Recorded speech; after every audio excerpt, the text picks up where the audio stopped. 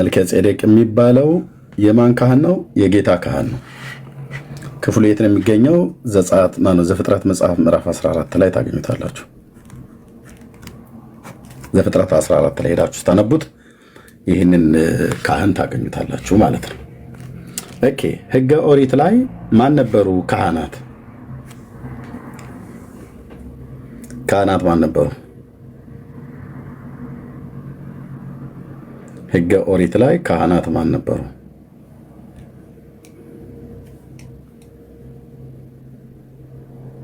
ካህናት አሮን ነው።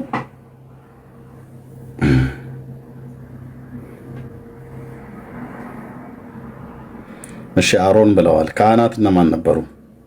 የተወሰኑ ሰዎች አሮን ብለዋል። ሌዊ፣ የሌዊ ነገድ ጥሩ ነው። የኤሊ ቤተሰብ ኦኬ፣ ጥሩ ነው። የኤሊ ቤተሰብ ካህን ነው፣ ግን ነገድ አላቸው። እሺ የአሮን ልጆች አለምዬ፣ ኦኬ፣ ጥሩ ነው። እንደዛ ብቻ ነው። ኦኬ፣ እዚህ ጋር ባዶ ቦታ ልተውና ያላችሁትን ጻፍ። የኤሊ ቤተሰብ አላችሁ ሳሙኤል መጽሐፍት ላይ። እሺ የአሮን ልጆች ሌዋውያን ብላችኋል።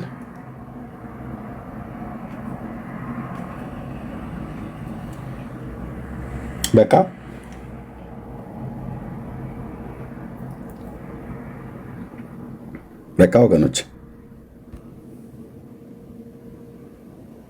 የሚቀር የለም።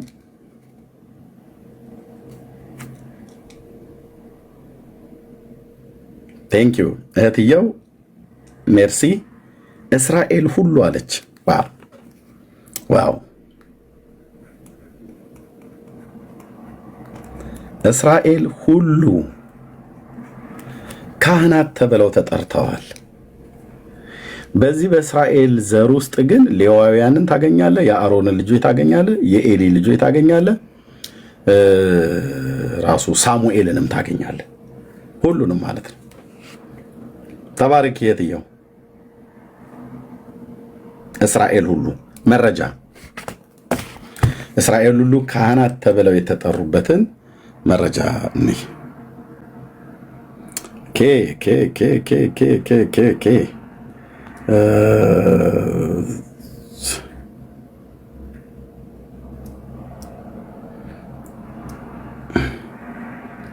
ልጆቼ አንዳንዴ ስለሚነካኩት ፖዝ ይሆንብኛል። ኦኬ መረጃ ዘጸአት መጽሐፍ አንድ ብቻ እንኳን መረጃ ልስጣችሁ። እሺ ዘጸአት መጽሐፍ ምዕራፍ 19 ቁጥር 6 እና 7 ላይ በተለይ ከቁጥር 5 ጀምሮ ከቁጥር 5 ጀምሮ ከቁጥር 6 ጀምሮ እንደዚህ ብሎ የሚለው ቃል አለ ማለት ነው። እናንተም እዚህ ከቁጥር 1 ጀምሮ ሳነበው በሶስተኛውም ወር የእስራኤል ልጆች ከግብፅ ምድር ከወጡ በኋላ በዚያን ቀን ወደ ሲና ምድረ በዳ መጡ። የእስራኤል ልጆች ከራፊድም ተነስተው ወደ ሲና ምድረ በዳ መጡ። በምድረ በዳውም ሰፈሩ። በዚያም እስራኤል በተራራው ፊት ሰፈረ።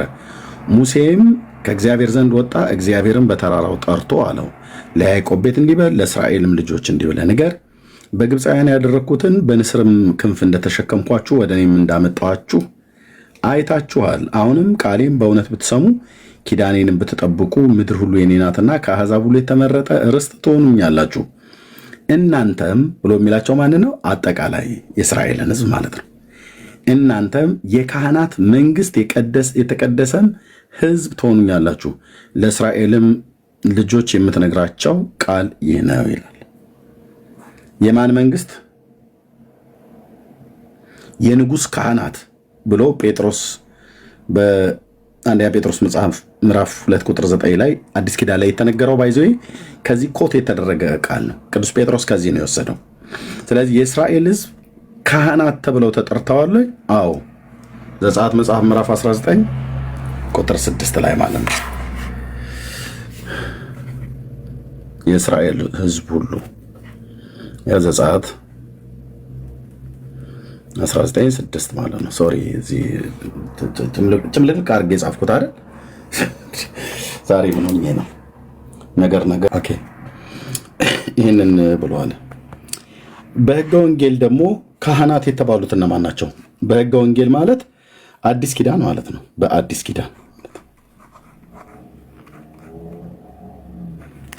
ኪዳን እነማን ናቸው ካህናት የተባሉት?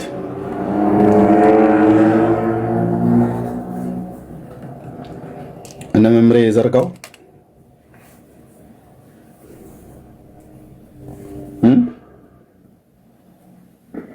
በአዲስ ኪዳን ካህናት የተባሉት እነማን ናቸው? ኢየሱስ ትላለህ እንዲህ ብራዘር? እነማን ናቸው ብዬ ስለ ኢየሱስ ትላለህ? እሺ ኢየሱስ ሊቀ ካህናት ነው። እሺ እኛ ብላለች አለምዬ። በኢየሱስ የሚያምን ሁሉ ብላለች። ሰላም ኦኬ። ወንድሜ አቢኬም በኢየሱስ አምኖ የዳነ ሁሉ ይላል። እውነት ነው። አማኞች ሁሉ ልክ ናችሁ። ቶሎስ አማኞች ሁሉ አለ። ጂጂ እኛ ሁላችንም እሺ በጌታ ያመንሽ ከሆናችሁ እኛ ሁላችንም ብሎ የሚለው ጥሩ ነው። አሁን ስላላወቅሽ ነው ጂጂ፣ በጣም ይቅርታ። አሁን ዓለም ግን ብላ ብትል እኛ ብላ ስትል ስለ አማኞች እየተናገሩ እንደሆነ አስባለሁ። ያመኑ ሰዎች ሁሉ ይላል። ኤርሚ እታግዬ እኛ ብላለች። ስለማቃት በጌታ ያመንሽ መሆኗን ይቅርታ። አንዳንዶቻችሁ ስላላወቅኳችሁ ቅር እንዳትሰኙ ማለት ነው። እህትየው አማኞች በሙሉ ብላለች። መሲ ባዬ አማኞች ሁሉ፣ ብዙዎቻችሁ አማኞች ሁሉ። አዎ እዚህ ካህናት እነማን ናቸው? በጌታ በኢየሱስ ክርስቶስ አምነው የዳኑ በሙሉ ካህናት ናቸው። በሙሉ በጌታ በኢየሱስ ክርስቶስ አምነው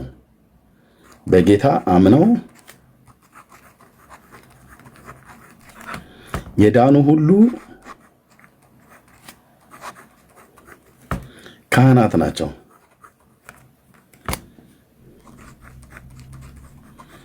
በጌታ በኢየሱስ ክርስቶስ አምነው የዳኑ ካህናት ናቸው። ማን ያለው? ቅዱስ ጴጥሮስ። ቅድም በጠቀስኩት በአንደኛ ጴጥሮስ መልእክት መጽሐፍ ምዕራፍ 2 ቁጥር 9 ላይ ይሄንኑ የዘጸአት መጽሐፍ ምዕራፍ 19ን ቃል ጠቅሶ ቅዱስ ጴጥሮስ ቴንኪው ወንድማችን ግሎሪያ ባስቀምጦታል። ተባረኩ። ጠቅሱን ፖስት ላርጋችሁት። እናንተ ግን ከጨለማ ወደሚደነቅ ብርሃኑ የጠራችሁ የእሱን በጎነት እንድትነግሩ የተመረጠ ትውልድ፣ የንጉሥ ካህናት፣ ቅዱስ ሕዝብ፣ ለእርሱ የተለየ ወገን ናችሁ።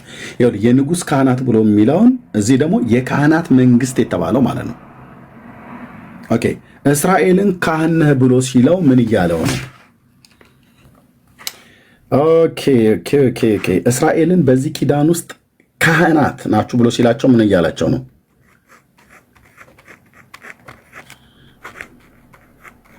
አገልጋዮች። ኦኬ በአዲስ ኪዳንስ ካህናት ብሎ ሲል አገልጋዮች ማለት ነው። ኦኬ ምንድን ነው መረጃህ? ሙሴ ወደ ፈርዖን ገብቶ ሕዝቤን ልቀቅ ብሎ ከማለቱ በፊት ምን የሚል ቃል ተጠቅሞ ነበር? የምታስታውሱ ቶሎ እስኪ ጻፏት። ሙሴ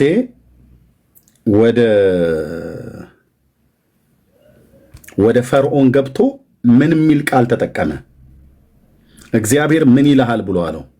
ሕዝቤን ልቀቅ ከማለቱ በፊት ምን ይልሃል ብሎ አለው እግዚአብሔር? ቴንኪዩ እሙቲ አሌክስ ያገለግለኝ ዘንድ በጣም ብዙዎች ያገለግሉ ዘንድ በጣም ብዙዎቻችሁ ጽፋችሁታል። እግዚአብሔር ይባላል። ለዚህ እኮ ነው ጴንጤነትን የምወደው በእውነት በእውነት እናንተ በጣም በጣም በጣም እኮ የተባረክን እኮ ትውልድንን። አየህ ምን ይሉኝ ዘንድ ነው ያለው? ያገለግለኝ ዘንድ ሕዝቤን ልቀቅ። ያገለግለኝ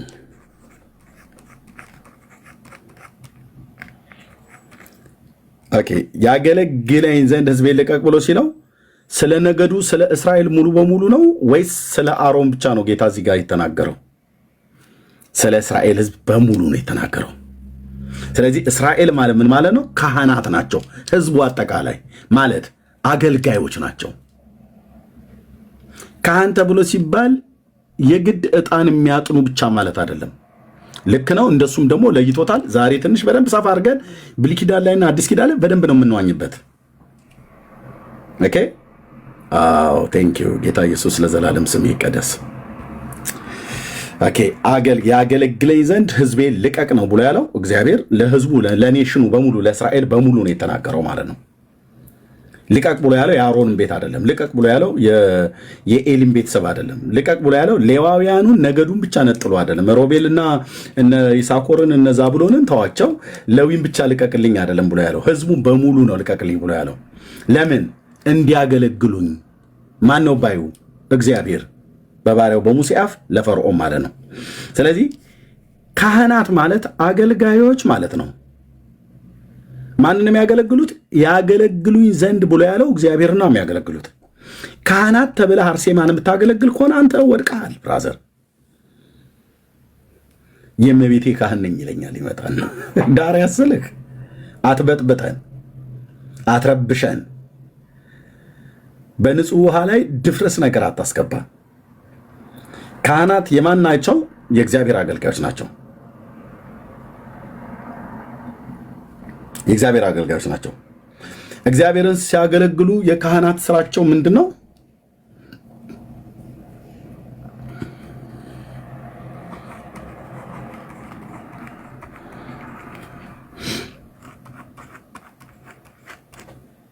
የእርሱን በጎነት፣ አባትነቱን፣ አዳኝነቱን፣ አምላክነቱን ያኔም በብሉይ ኪዳን ሌዋውያን ካህናት ሕጉን ሲያስተምሩ የጌታን ቸርነት፣ የጌታን ምሕረት፣ የጌታን ሰው መውደድ፣ የሱን ፍቅር፣ የሱን አምላክነት እንደ ሕጉ የሚያስተምሩ ናቸው። ለሕዝቡ የሚያሳውቁ ማለት ነው። ለዚህ ነው በሆሴዕ ትንቢት መጽሐፍ ላይ እንወቅ እናውቀውም ዘንድ እግዚአብሔር እንከተል ይላል። በምን ይታወቃል እግዚአብሔር?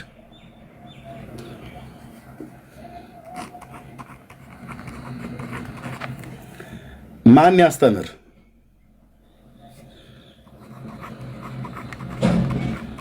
ምኑን ያስተምሩ?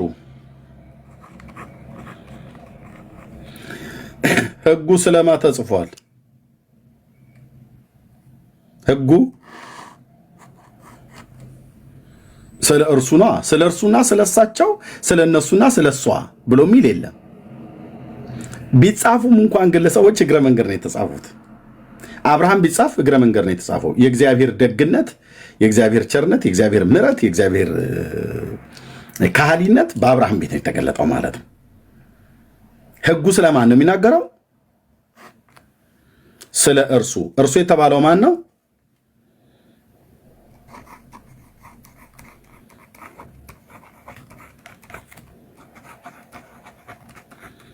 የእስራኤል አምላክ የተባለው ማን ነው?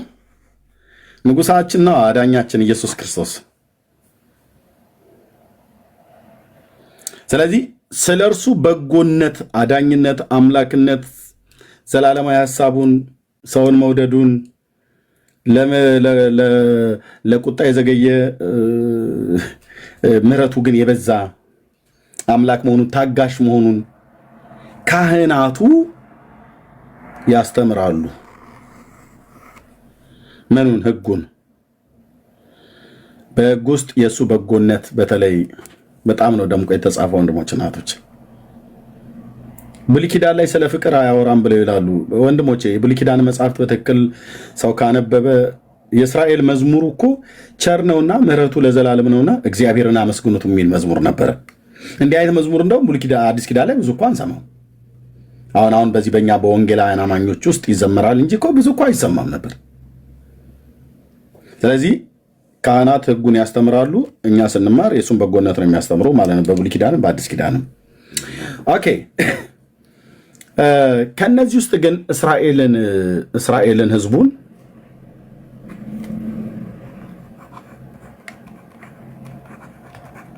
እስራኤል ሕዝቡ ከሕዝቡ ውስጥ ሌዊን ነገዱን ከሌዊ ነገድ ውስጥ ቀዓትን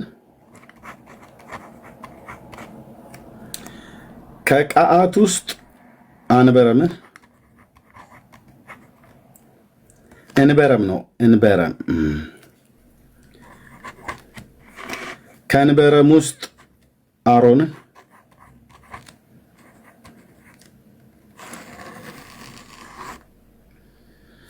ኦኬ። እስራኤል የእግዚአብሔር ካህናት ናቸው። አዎ። የት? ዘጸአት መጽሐፍ ምዕራፍ 19 ሌዊ የእግዚአብሔር ካህን ነው፣ ተመርጧል። አዎ። የት? ዘሁልቁ 16 ቀዓትስ ከሌዊ ነገድ ውስጥ የተገኘ ነው። አዎ። ቀዓት ብቻ ሳይሆን እነ ጌዴሶን፣ ሜራሪ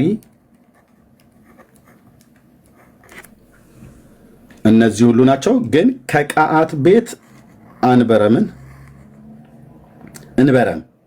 የተባለው የሙሴና የአሮን የማርያም አባት ነው። ይሄ ሰውዬ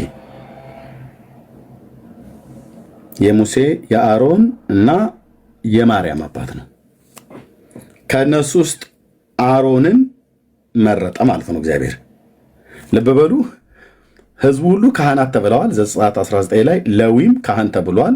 ነገዱ እንዳለ ዘኍልቍ መጽሐፍ ምዕራፍ 16። ከዚህ ውስጥ ደግሞ ከሌዊ ልጆች ውስጥ ቀዓትን ወሰደ። አጠቃላይ ቀዓት ብቻ ሳይሆን ጌዴሶንና ሜራሪ በሙሉ ከዚህ ነገድ ውስጥ ስላሉ ካህናት ናቸው። ግን የስራ ድርሻቸው ግን የተለያየ ነው።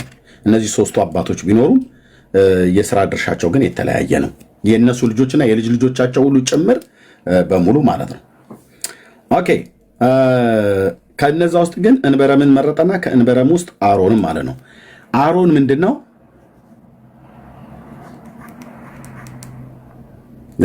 ካህን ተብሏል። ኦኬ። የዚህኛው ክህነት ከነዚህ ክህነት ለየት የሚያደርገው ይሄኛው ዕጣንን የሚያጥን ነው። እንደዚህ አይጻፍም፣ በጣም ይቅርታ። ዕጣንን የሚያጥን ነው። የት? ዘጸአት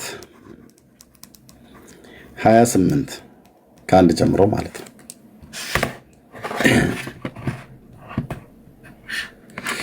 ኦኬ። ዘጸአት 28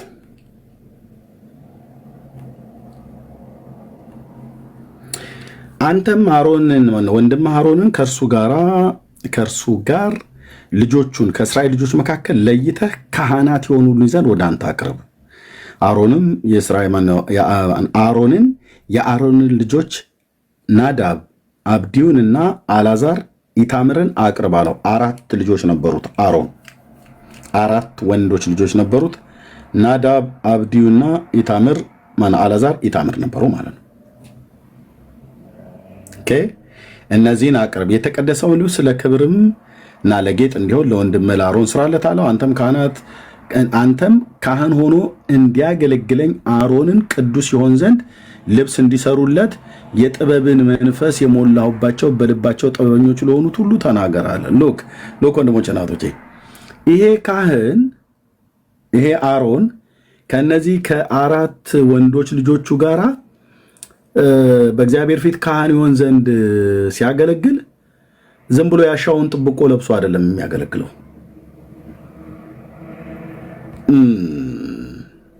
ከመርካቶ የተገዛ ጥምጥም አምጥቶ አይደለም ጠምጥሞ የሚያገለግለው።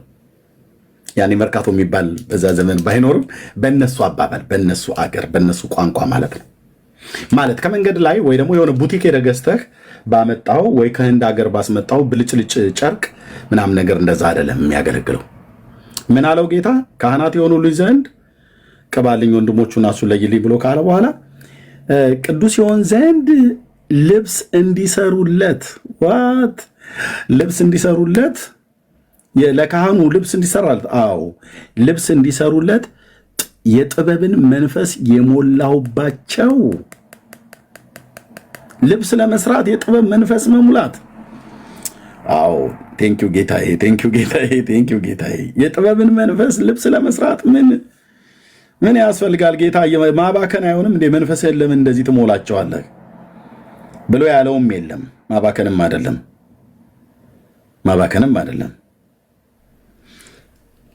የጥበብን መንፈስ ለሞላሁባቸው በልባቸው ጥበበኞች ለሆኑ ሁሉ ተናገራለሁ። እና እነኝህን ሁለት ጥበበኞች ቢያንስ ሁለቱም ማለት ነው፣ ብዙዎች አሉ ግን ሁለቱን ጥበበኞች ማን ነው የሚናገር? የጥበብን መንፈስ ለሞላሁባቸው የተባሉት እስቲ ሁለቱን ዱብ አድርጓቸው። ቶሎ በሉ። ሁለቱ ጥበበኞች ነው። ወንድምነት ሰናይ በጣም ዘለልክ፣ ብዙ ዘመን ረግጠህ ሄድካ።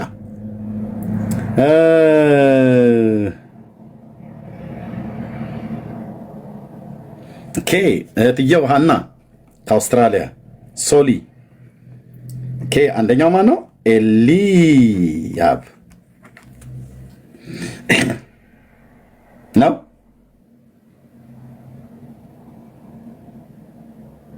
እንደዛ ነው።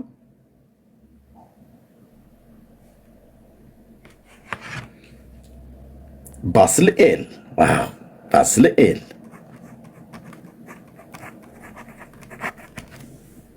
እነዚህ ናቸው። ሌሎች የሉም? ሌሎችም ይኖራሉ አይደል?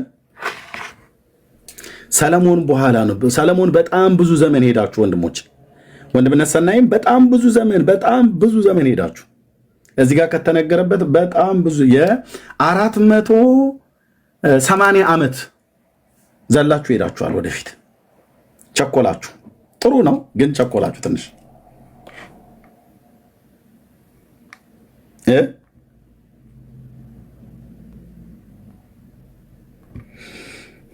ቸኮላችሁ። ቀስ እያለን ብንሄድ ጥሩ ነበረ። ደብል ነው ረግጣችሁ ሄዳችሁት ማለት ነው። ኦኬ ክፍሉ የት ይገኛል? ለመቅደስም ስራ ለመቅደስም ማገልገያ ስራ ሁሉ ያደርጉ ዘንድ እንዲያውቁ እግዚአብሔር የጥበብንና የማስተዋልን መንፈስ የሰጣቸው ባስልኤልና ኤልያብ። ዋው ጴንጤ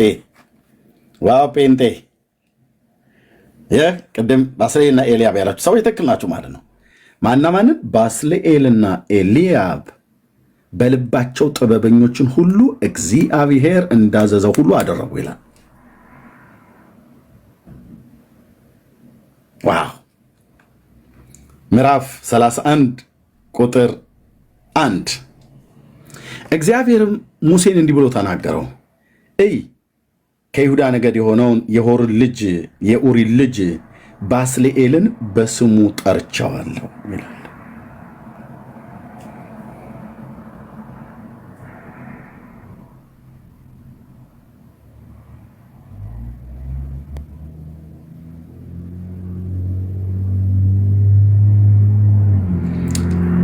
በስራ ሁሉ ብልሃት፣ በጥበብም ማስተዋልን፣ በእውቀት የእግዚአብሔርን መንፈስ ሞላውበት። ምን ሊሰራ? ያው ቀሚስ ሊሰራ አይደል እንዴ? ምን ቀሚስ ለመስራት ምንም የእግዚአብሔር መንፈስ መሙላት ያስፈልጋ ብለው ኖ የካህናቱ ቀሚስ የሚሰራው ብራዘር በትእዛዝ ነው። የሰማይ አምላክ ቅዱስ እግዚአብሔር ነው ያዘዘው። የጥበብንም ስራ ያስተውል ዘንድ በወርቅና በብር በነሐስም ይሰራ ዘንድ ለፈርጥ የሚሆነውን የዕንቁን ድንጋይ ይቀርጽ ዘንድ እንጨቱን የሚጠርብ ዘንድ ስራውን ሁሉ ይሰራ ዘንድ እኔም ከእርሱ ጋራ ይላል። እኔም ከእርሱ ጋራ ከዳን ነገድ የሚሆንን የአሂሳሚክን ልጅ ኤልያብንም ሰጠሁት፣ ያዘዝኩትን ሁሉ ያደርጉ ዘንድ በልባቸው ጥበበኞች በሆኑት ላይ ጥበብን አኖሩ ይላል። በዚህ ጥበብ ነው የካህናቱ ልብስ የሚሰራው እንጂ ከመርካቶ ሄዶ ገዝቶ ሰው ጠምጥሞ ጭንቅላቱ ላይ እንደሚያደርገው አይደለም ማለት ነው። ዋው! የእግዚአብሔር ካህናት እነማን ናቸው? ኦሪቱ ላይ ነው የቆምኑ። ኦሪቱ ላይ እንሂድ ብለን ብንል ያለማጋነን ጌታ እግዚአብሔር ምስክር ብዙ ቀናቶች ይፈጁብናል። እያንዳንዱን አድምተን እናገር ብዬ ካልኩኝ በወፍ በረርጎን ነው የምንሄደው። አየህ፣ ስለሚለብሱት ልብስ እንኳን እግዚአብሔር መንፈስና ጥበብን ያኖረባቸው ሰዎች ናቸው። ካህናቱ የሚለብሱትን ልብስ ቅዱስ ይሆን ዘንድ ልብስ እንዲሰሩለት ከግብፅ ሀገር ይዘውት በመጡት ጥብቆ ሁሉ አይደለም እግዚአብሔር የሚገለገለው ማለት ነው።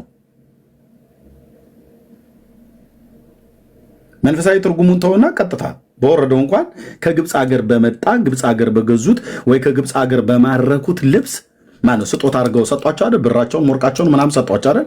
በዛ እንኳን አይደለም። ኢቭን ልብ በሉ በግብፅ ሀገር ሳሉ ቶፌና ራምሴ የሚባሉ ከተሞችን ገንብተውለታል ለፈርዖን። በግብፅ ሀገር ሳሉ አሁን የሚታየው ግብፃውያን በዓለም ደረጃ የሚያስጎበኙት ፒራሚድ ሁሉ ጭምር ሳይቀር በእነሱ እጅ ነው የተሰራው ብለው ብዙ የስነ መለኮት ተማሪዎች ይከራከራሉ። አይ አንዳንዶቹ ደግሞ የለም በፈርዖን ዘመን በእስራኤል በግብፅ ላይ በነበሩበት ጊዜ ምንም አይነት አሻራ እንዳይገኝ አድርገው የእነሱን መታሰቢያ ታሪካቸውን ሁሉ ጭምር ግብፃውያኑ አጥፍተውታል ይባላል። በአርኪኦሎጂስት ጥናት እንኳን ተፈልጎ እንዳይገኝ አድርገው አጥፍተውላል ይባላል። ግን እኛ መጽሐፍ ቅዱሳችን ይነግረናል። ለራሱ ግብፃውያንም ይናገራሉ። እስራኤል በግብፅ ምድር እንደነበረ ይታወቃል። በእስልምና ሃይማኖት ዘግይቶ ቢመጣም ብቻ የእስልምና ሃይማኖት ብዙ ምስክር ሆኖ ሊጠራ አይችልም። አይ መላእክት ናቸው የሰሩት። መላእክት ስንት ቦታ እየወረዱ የሚሰሩት ቴዲ ላሊበላንም መላእክት ሰሩ ይባላል። እኔ አላምንም እንደዛ። መላእክት ወርደው ከሰማይ ድንጋይ የሚቆረቁርበት የኢትዮጵያ ምድር ላይ መጥቶ ምን ይሆንልኝ ብሎ ነው።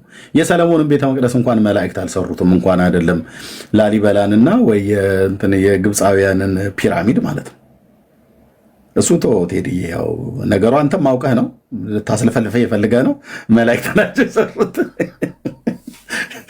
መላእክት መጥቶ መዶሻና መጥረቢያ ይዞ ሲቀጠቅጥ ይታይ እስቲ ላሊበላ ኖ እሱ አይደለም፣ እሱ አይደለም። ኦኬ ግን እንደዚህ ብለው የሚሉ ሰዎች አሉ። የፈርዖንን ማነው የግብፅን ፒራሚድ የሰሩት መላእክት ናቸው፣ የላሊበላንም ውቅር አብያተ ክርስቲያናት የሰሩት መላእክት ናቸው ይላሉ። የእግዚአብሔርንስ ቤተ መቅደስ የሰሩት እነማን ናቸው ብለህ ስትል ኦርቶዶክስ የእግዚአብሔር ቤተ መቅደስ በሰለሞን ዘመነ መንግስት በማን የተሰራው ብለህ ስትላት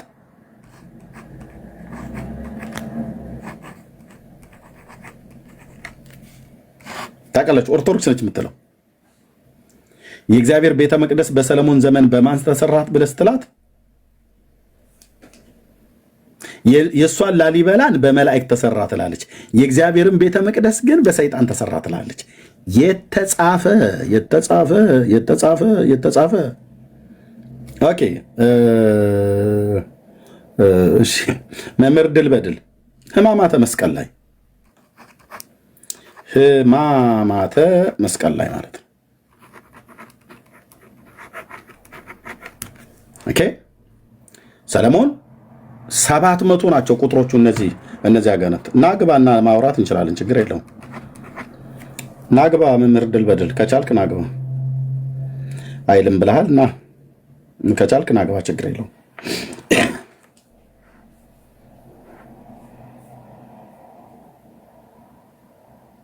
ከቻልክ ማለት ነው። ከቻልክ ግዴታ የለብህም።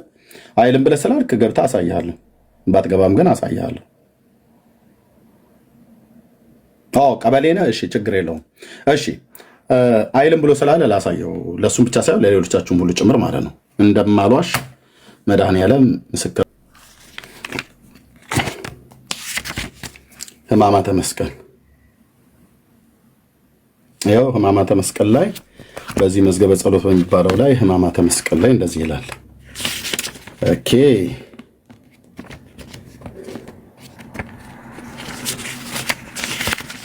የጠበቁኝ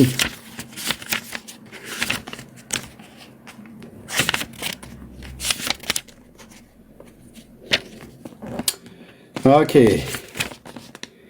በዚህ ክፍል ላይ እንደዚህ ይላል።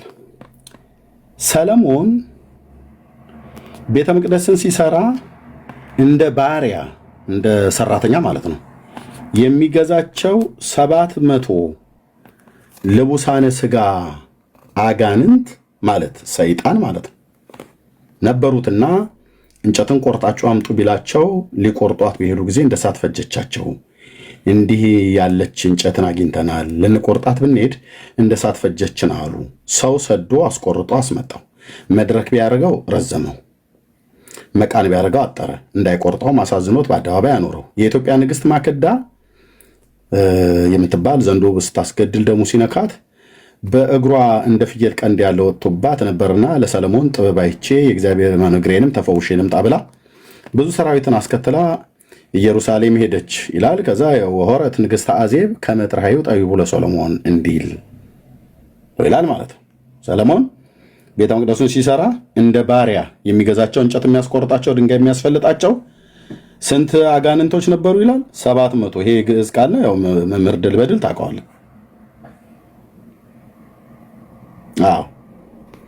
ልቡሳነ ስጋ ይላል። አጋንንት ስጋ ለብሰዋል። እሱን በሰፊ በምችል ሳለ ቀበሌ ስላለህ ስራ ላይ ልትሆን ስለምችል አጋንንት ስጋ የለበሱ ናቸው ወይ ያለበሱ ናቸው ወይ ስጋ የለበሱ አጋንንት እንዳሉ መጽሐፍ ቅዱስ ይናገራል ወይ? ይሄ ትምህርት ከየት ነው የመጣው? እሱ ላይ በደንብ በሰፊ እናየዋለን ማለት ነው። ግን ቤተ መቅደሱን ሲያሰራ እንጨት እንዲቆርጡና ድንጋይ እንጨት እንዲቆርጡና እንጨት እንዲቆርጡ እንደዚሁም ድንጋዩንም ራሱ እየተሸከሙ ፈልጠው እንዲያመጡ ሁሉ ጭምር የሚገዛቸው የነበሩ 700 አጋንንቶች ነበሩት ይላል። ስለዚህ የእግዚአብሔር ቤተ መቅደስን ሰለሞን ሲሰራው በአጋንንት ነው የሰራው ብላ ትላለች ኦርቶዶክስ። ላሊበላንስ ማን የሰራው ብለህ ስትላት መላእክት ከሰማይ ወርደው ትላለች። ወይ ደግሞ የግብፁን ፒራሚድ ማን የሰራው? መላእክት ናቸው ከሰማይ ወርደው ይላል። እኔ የምላችሁ ላሊበላ ድረስ ወርደው ወይ ጎንደር ድረስ ወርደው ወይ ባሌ ድረስ ሄደው ወይ አርሲ ድረስ መጥተው ወይ አዲስ አበባ ድረስ መጥተው እነ ሚካኤል መዶሻና መቆፈሪያ ይዘው በር እንግዲህ ገብርኤል በርታ እስኪ ዛሬ ቤተ ገብርኤልን እናወጣዋለን፣ ነገ ደግሞ ቤተ ማርያምን፣ በሚቀጥለው ጊዜ ደግሞ ቤተ መድኃኔዓለምን እያሉ እንደዛ ብለው የላሊበላን ውቅር አብያተ ክርስቲያናት መላእክት ሰሩት ብለው ሲሉ እኔ ኢትዮጵያዊ ነኝ። እኔ በኢትዮጵያዊነቴ አልደራደርም። ታውቃላችሁ ወንድሞች እናቶች። ግን አንዳንዴ ሳቄን ያመጣዋል። ኢትዮጵያ ውስጥ ያለ እኮ ተረት በጣም እኮ ነው የሚገርም። ያው ልቡሳነ ስጋ አጋንንት ናቸው የሚይዙት ይላል። እሺ ኦኬ። ይሄ ግን እንጨትም ቆርጠው ይሁን ድንጋይም ፈልጠው ቤተ መቅደሱ በሚሰራ ሰዓት ላይ ሰለሞን ይጠቀማቸው ወይ ደግሞ እንደ ባሪያ የሚገዛቸው የነበሩት አጋንንት ናቸው ወይስ ቃለ እግዚአብሔር ምን ይላል? ጋየድ ኤርምያስ ኦኬ። አንደኛ ነገሥት መጽሐፍ ምዕራፍ 5 ደስ ይላል። አንተዬ የጢሮስም ንጉሥ ኪራም ለይሁዳ በዘመኑ ሁሉ ወዳጅ ስለነበር ሰለሞኑን በአባቱ ፈንታ ንጉሥ ለመሆን እንደተቀባ ሰምቶ ባሪያዎቹን ወደ ሶሎሞን ሰደደ። ኪራም የሚባለው የጢሮስ ንጉሥ ነው። ጢሮስ የምትባለው ቴሪ የተባለችው አሁን ሊባኖስ ውስጥ ያለች ነች። የጥንትም ከተማ ናት። በእርግጥ በትንቢተ ሕዝቅኤል መጽሐፍ ላይ የተጻፈችዋ እሷ በሜዲትራኒያን ባህር ጠፍታለች። እግዚአብሔር ራሱን ያጠፋት። ግን በዛው በቀድሞ ስም የምትጠራ ቴሪ ይሏታል። ጢሮስ ማለት ነው። ሊባኖስ ውስጥ አለች አሁንም ማለት ነው። እና ይሄ ኪራም የሚባለው በከፊል አይሁዳዊ ዝርያም እንዳለው የመጽሐፍ ቅዱስ ተማሪዎች ይናገራሉ። ግን በዛ በሰለሞን ዘመን ወዳጅ ነበሩ። በዳዊትም ዘመን ነበር ማለት ነው። እሺ ሰለሞንም ወደ ኪራም እንዲህ ብሎ ላከ። እግዚአብሔር ከእግሮቹ በታች እስኪጥልለት ድረስ በዙሪያው ስለነበረ ሰልፍ አባቴ ዳዊት የአምላኩን የእግዚአብሔርን ቤት ለመስራት እንደቻለ አንተ ታውቃለህ። አሁንም አምላኬ እግዚአብሔር በዙሪያዬ ካሉት ረፍት ሰጥቶኛልና ጠላትም ክፉም ነገርም የለብኝም።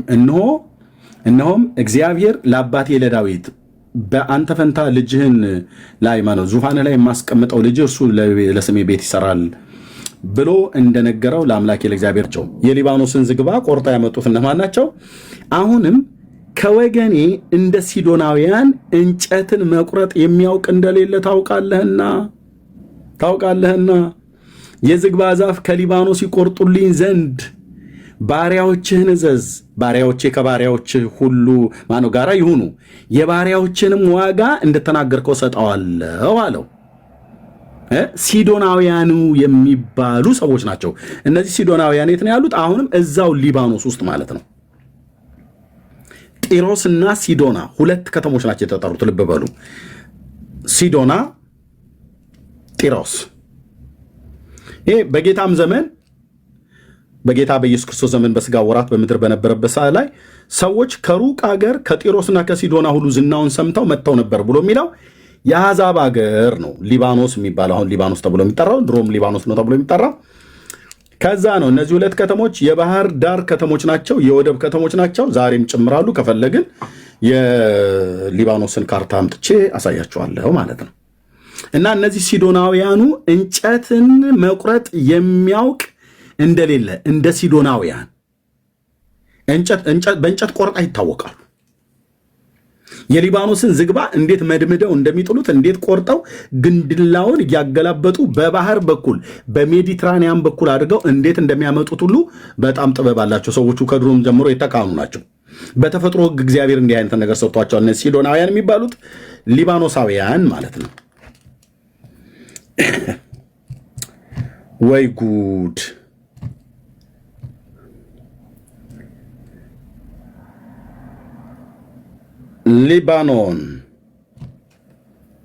ሌባኖን ያው ያዘልኝማ ወንድም አለ። ቴሪ የተባለችው ጢሮስ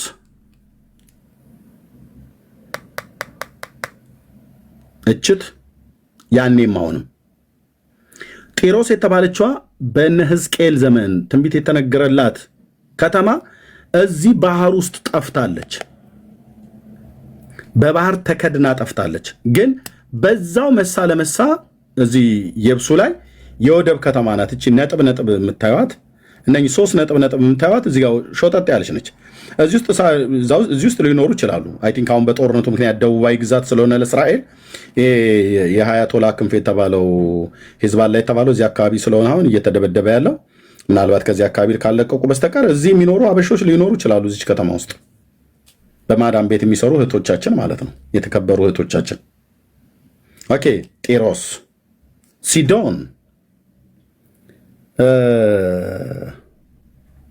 ሲዶንም እዚሁ አካባቢ ናት።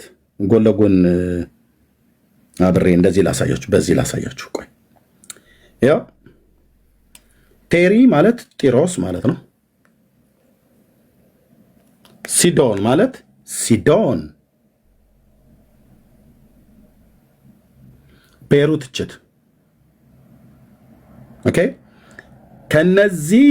እነዚህኞቹ ናቸው እንጨት ቆረጣ ይችላሉ ብሎ ሰለሞን የሚናገርላቸው አንደኛ ነገሥት መጽሐፍ ምዕራፍ 5 ቁጥር 6 ላይ ኦርቶዶክስ አጋንንቶች ናቸው የቆረጡት፣ ሰለሞን በአጋንንቶች ነው ያስቆረጠው ብላ ትላለች። መጽሐፍ ቅዱሳችን ደግሞ የለም ሰዎች ናቸው፣ የሲዶና ሰዎች ናቸው። የሲዶና ሰዎች ሲዶናውያን ማለት ነው፣ በሲዶና ይኖሩ የነበሩ። ለምሳሌ ኤልዛቤል የተባለችዋ ሴትዮ በዚህ በሲዶና ትኖር የነበረች የሲዶናዊት ሴት ናት። የአካብ ሚስት ያቺ ኤልዛቤል የተባለችው በነቢዩ በኤልያስ ዘመን የነበረችው እዚህ ሀገር የነበረች ሴት ናት፣ ሲዶናዊት ናት። ሲዶናውያን በዚህ ብቻ አይደለም፣ ሊባኖሳውያን በቁንጅናቸው ሁሉ ጭምር ይታወቃሉ። ሴቶቻቸው አማላዮች ናቸው። በተለይ በነ ሰለሞን ዘመን ማለት ነው። ይሄን ለመጠየቅ ንጉሱን ሰለሞንን ብቻ ጎራ ብለህ ብታይ ያቺ የሲዶናውያን ሴት አይደለ ከኔ ጋራ ነይ ይላታል ማለት ነው። ጸጉርሽ ከገለአድ ተራራ ላይ እንደሚወርድ እንደ ፍየል መንጋ ነው እያለ እንደ ሰለሞን እኮ አቅልጥ ነው፣ አቅልጥ አልኩ። ሲዶናዊት ሴት ናት። ኦኬ የሲዶና ሴት ነች። በዝግባቸው ብቻ ሳይሆን በሴቶቻቸው ሁሉ ጭምር ይታወቃሉ ለማለት ነው። ደግሞ ያበሻ ወንድ ወደዛ ብትሄድ እስራኤል ቀጥቅጣ እንዳጥል ለማለት ነው። አርፈህ እዚሁ ኢትዮጵያ የራስህን ግጣም ፈልግ፣ መድኃኒዓለም እንዲሰጥህ። ወንዶች ነው እንደ ኤርሚ ጥሩ ጥቆማ ሰጥቶናል ብለህ እዛ ብትሄድ እውነቴን ነው ብዬ የምልህ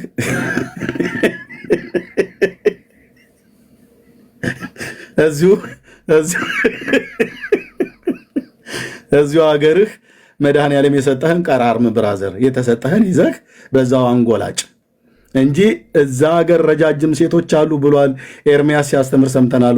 ወንድሜ እውነቴን ነው ብዬ የምልህ በባህርም ተሻግረን ቢሆን ቆርጠን እናመጣለን ብለህ ወገባ ገዳህን እስራኤል እንዳትቆርጠው ብራዘር። ነገሩ ከፍቷል ለማለት ነው። እሺ እግረ መንገዴን። እሺ ሲዶናውያን ግን በሴቶቻቸው ብቻ ሳይሆን በእንጨትም ቆረጣ ይታወቃሉ ለማለት ነው።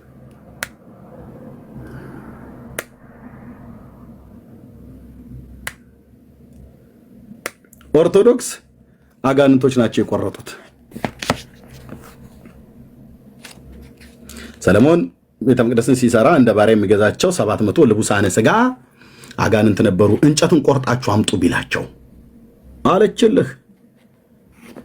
ማንን እንስማ? መጽሐፍ ቅዱስን ወይስ ኦርቶዶክስን? ይኸው ነገርኩ። ኦርቶዶክስን እንዳሰማ መጽሐፍ ቅዱስን ስማ። ጴንጤም እንደዚህ ብናምታታ ጴንጤ እንዳሰማ መጽሐፍ ቅዱስን ስማ። ይኸው ነው የዛሬ መልእክት።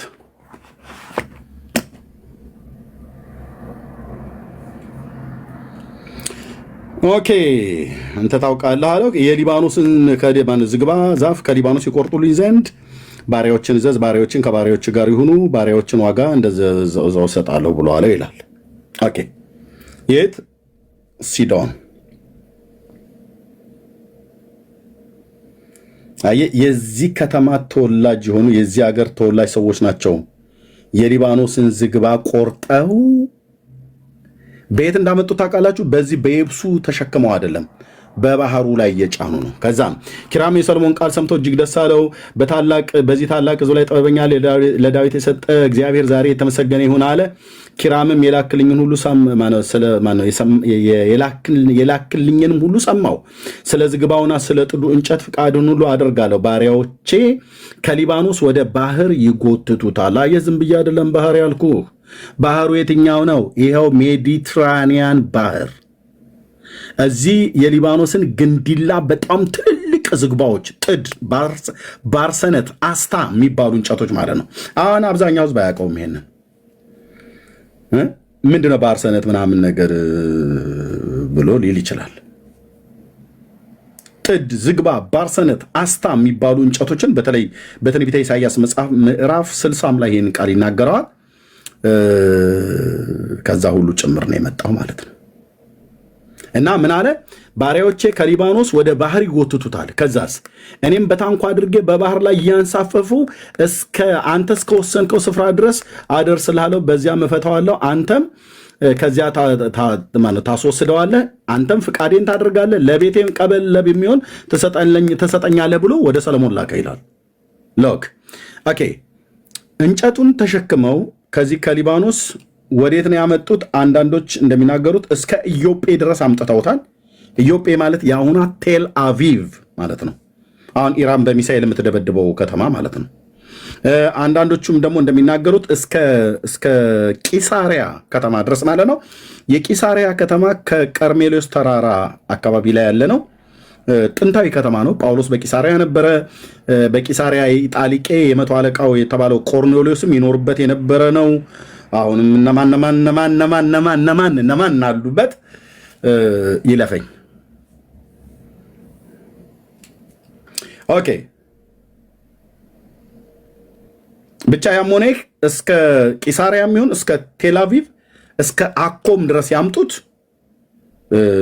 በባህር ግን እየጎተቱ አምጥተዋል። ይኸው በባህር ላይ ይጎትቱታል። እኔም በታንኳ አድርጌ በባህር ላይ እያንሳፈፉ አንተ እስከወሰንከው ስፍራ ድረስ አደርስልሃለሁ ብሎ አለው። ስለዚህ ከሊባኖስ ሲዶናውያን የተባሉ ሰዎች ናቸው እንጨት እየቆረጡ በባህር ላይ እያንሳፈፉ ያመጡት። ከዛ ወደ ኢየሩሳሌም ደግሞ ጎትተው አመጡት ይላል።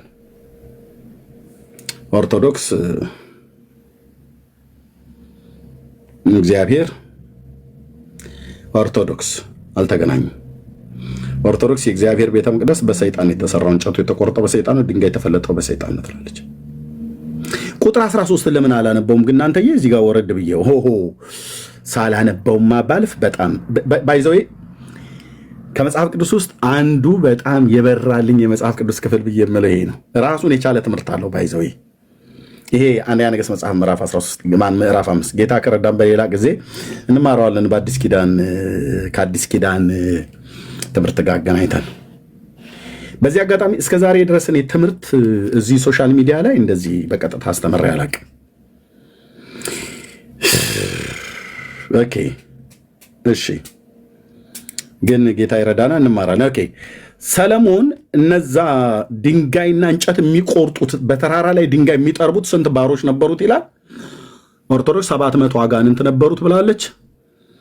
ሰለሞንም ከእስራኤል ሁሉ ገባሮችን መርጦ አወጣ። ከእስራኤል ያኛው ደግሞ ከጢሮስና ከሲዶና ነው።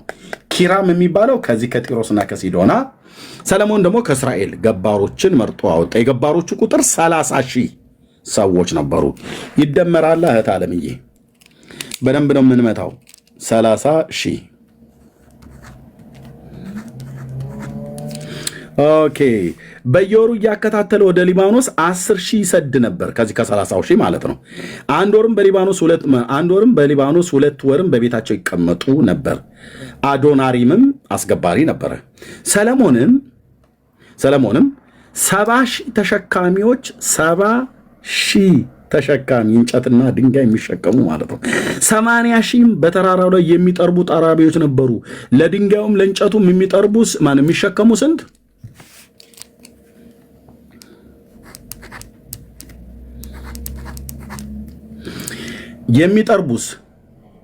የሚጠርቡ ሰለሞን 70 ሺህ ተሸካሚዎች 80 ሺህም በተራራው ላይ የሚጠርቡ ጠራቢዎች ነበሩ።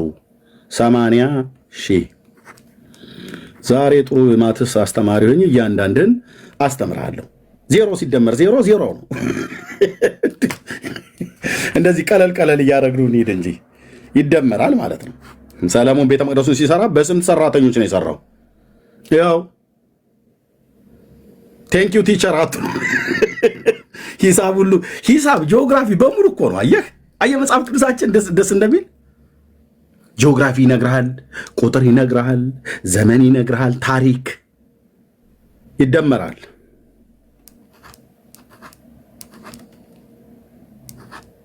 አስር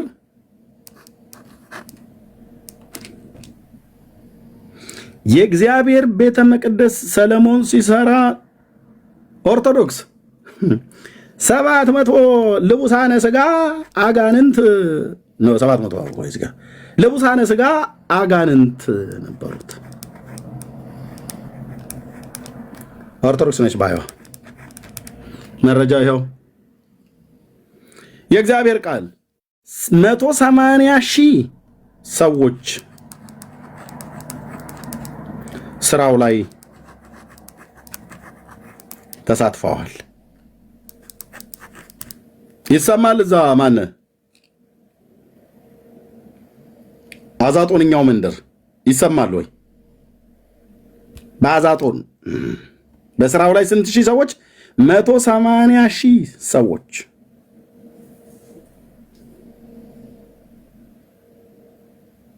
በስራው ላይ ተሳትፈው ነበር። 180 ሺህ ይኸው 30 ሺህ እዚህ ከነሱ ውስጥ 10 እያረጋ 10 ሺህ እያረጋቸው ይሰዳቸው ነበር። ግማሾቹ በቤታቸው ሲያርፉ፣ ግማሾቹ ደግሞ ይሄዳሉ ያመጣሉ ማለት ነው። ከነዚህ ከገባሮቹ ውጭ ደግሞ 700 ሺህ ተሸካሚ ነበር፣ እንጨትም ድንጋይም የሚሸከሙ ማለት ነው። ይሄ ባይዘዌ ዌስተርን ዎል የሚባለው እስራኤላውያን አሁን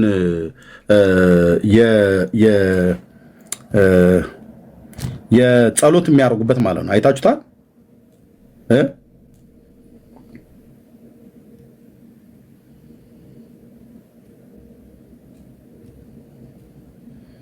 ጀሩሳሌም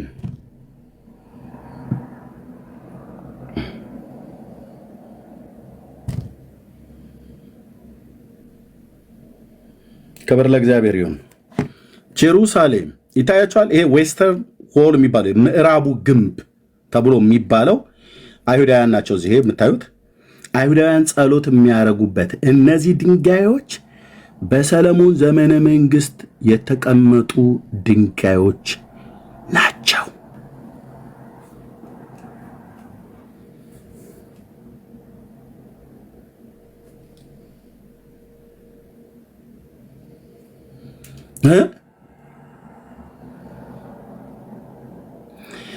በነ ነህሚያ ዘመን ተመልሰው የተቀመጡት የቤተ መቅደሱ የቅጥሩ ድንጋዮች በባለፈው እንደውም ሲያሳዩን ነበር።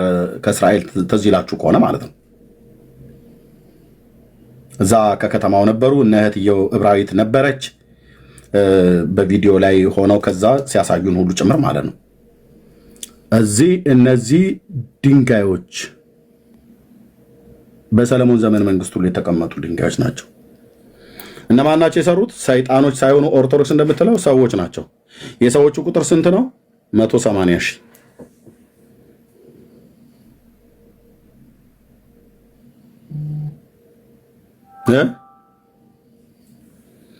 ያለ ገድል ድርሳንን አንስቼ ስናገር እናንተ ወንጌል አሰብኩም ትምህርት አታስተምሩ ምናም ነገር ብለው ይሉናል።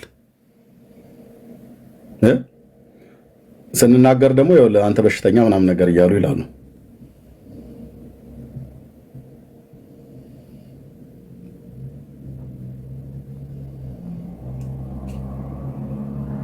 ኦኬ ቴንኪው አስችዬ ተባረክልኝ። 80,000 ሰዎችን ነው ለስራው ያዋለው። ክፍሉ የት ነው የሚናገረው? አንደኛ ነገሥት መጽሐፍ ምዕራፍ 5 ከቁጥር 13 እስከ ቁጥር 17 እስከ 15 ድረስ ባለው ገብታችሁ ማግኘት ትችላላችሁ ማለት ነው።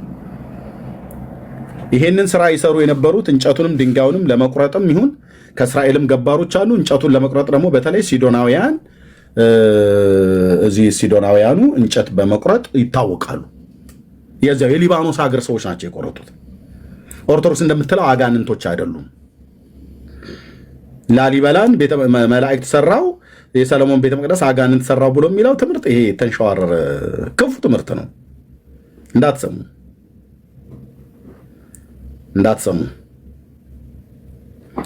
ኦኬ። ስለዚህ ጥበበኞችን እግዚአብሔር ሰጥቶ ጥበብን የሞላቸው ሰዎች በቤተ መቅደስ ውስጥ የነበረውን ስራ ለመስራት በተለይ እነዚህን ሁለት አባቶች፣ ይሄኛው ከነገደ ዳን ነው፣ ይሄኛው ደግሞ ከነገደ ይሁዳ ነው።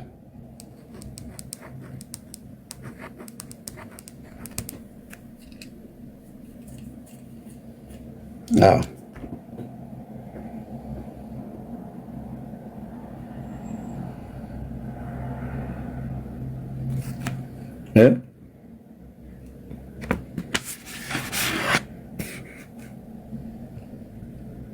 የእሱ ልጅ ነው። ዮርዳኖስን የተሻገሩ ሁለት አባቶች ነበሩ አይደል? ፈጽመው ተከትለውኛልና አወርሳቸዋለሁ ብሎ ያላቸው እግዚአብሔር ማንን ነበረ? ጴንጤ ሳሊለን ቅድስት አንልም እኛ ቤት ታውቃለህ። አሁን እንግዲህ ማን ነበሩ? ተከትለውኛልና አወርሳቸዋለሁ ብሎ ያለው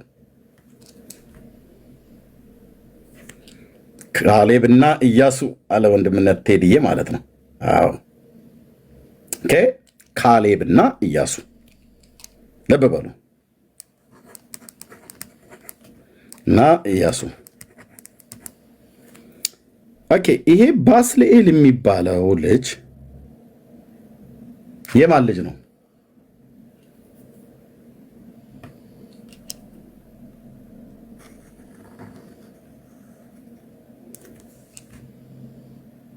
ይሄ ባስልኤል የሚባለው የዚህ የልጅ ልጅ ነው፣ የዘር ሐረግ ነው።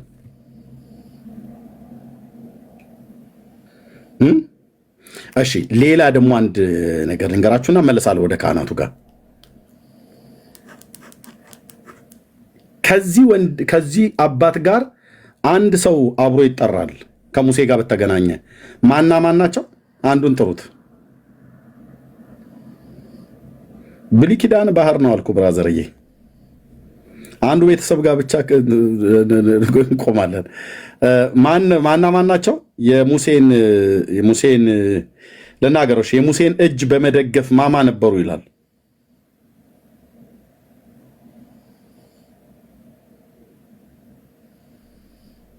እስካሁን ማንም የጻፈ የለም።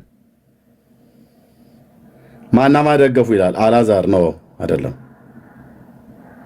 አዎ አሮንና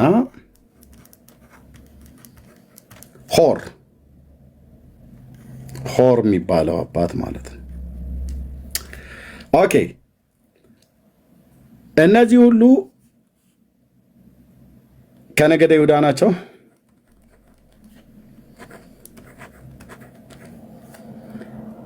ከነገደ ይሁዳ ውስጥ ካሌብ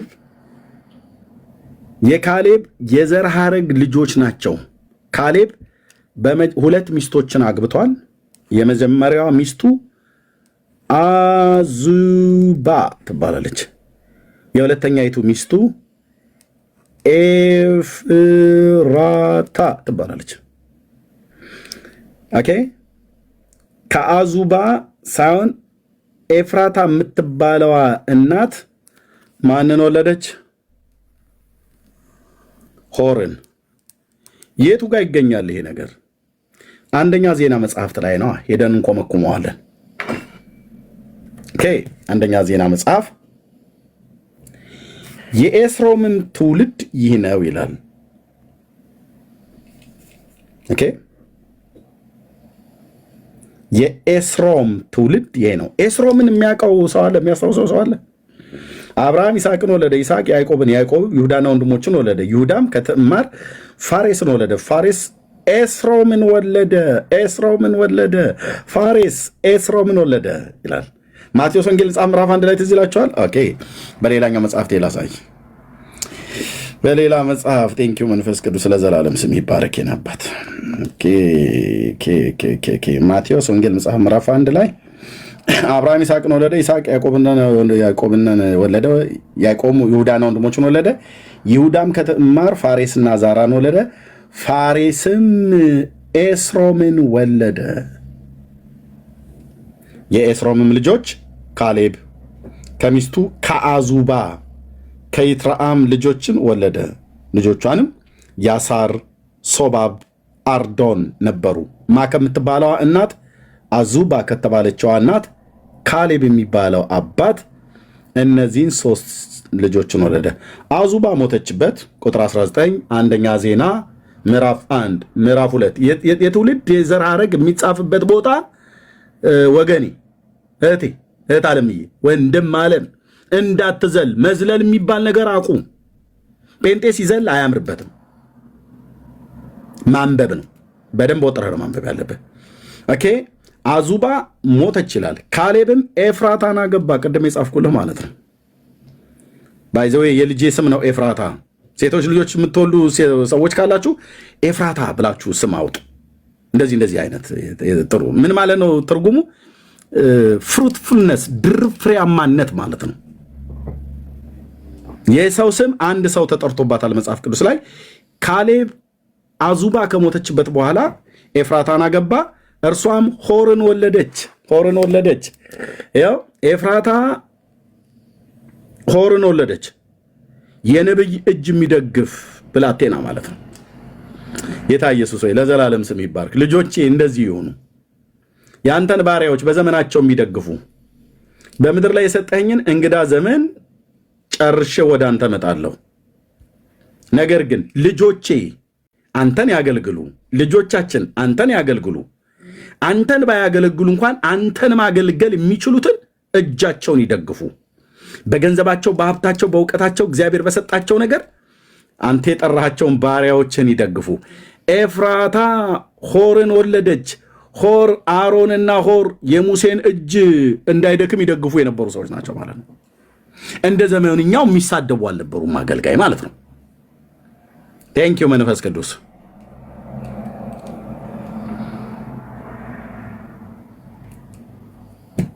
ሆርም ኡሪንን ወለደ። ኡሪምም ባስልኤልን ወለደ ይልሃል። አየው ከነገደ ይሁዳ ምን አይነት የተባረከ ቤተሰብ ነው አንተዬ!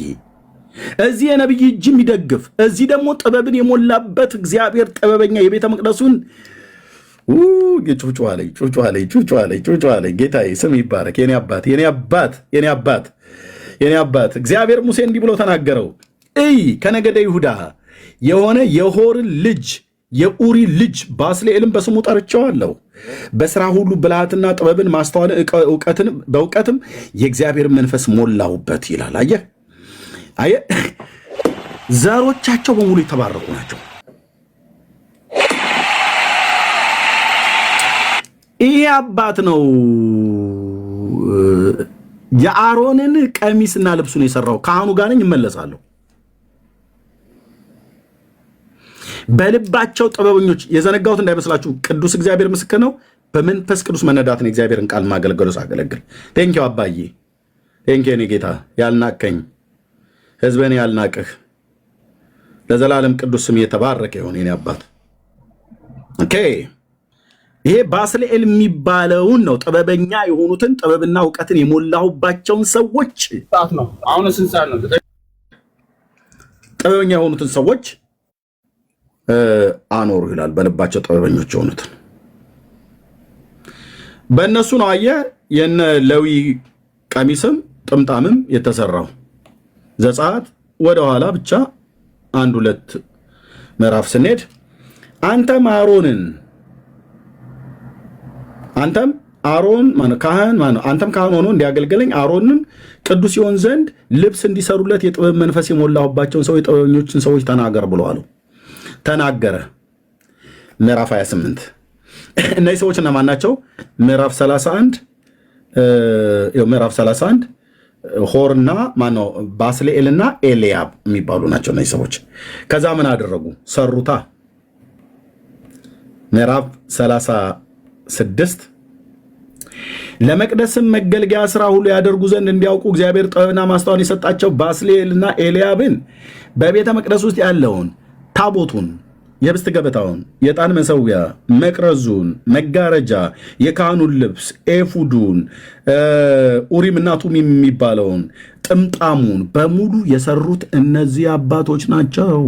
ምክንያቱም እግዚአብሔር ከመርካቶ ገዝተ በምታመጣው ቀሚስ አይገለገልም ነበር ብሉይ ኪዳን ላይ። ምን ማለት ነው? ወደ አዲስ ኪዳን ስናመጣው ያስጮሃል። ወደ አዲስ ኪዳን ሲተረጎም ያስጮሃል። ግን በደንብ ከዚህ በኋላ ቃሌን እግዚአብሔር አምላክ ይረዳኛል። ብሉይ ኪዳንን እንጠጣዋለን። እግዚአብሔር ትምህርት ቤት በገባ ብቻ አይደለም የሚያምነው። ትምህርት ቤት የሚገቡ ሰዎችን እኔ አልቃወማቸውም። ይግቡ፣ ይማሩ።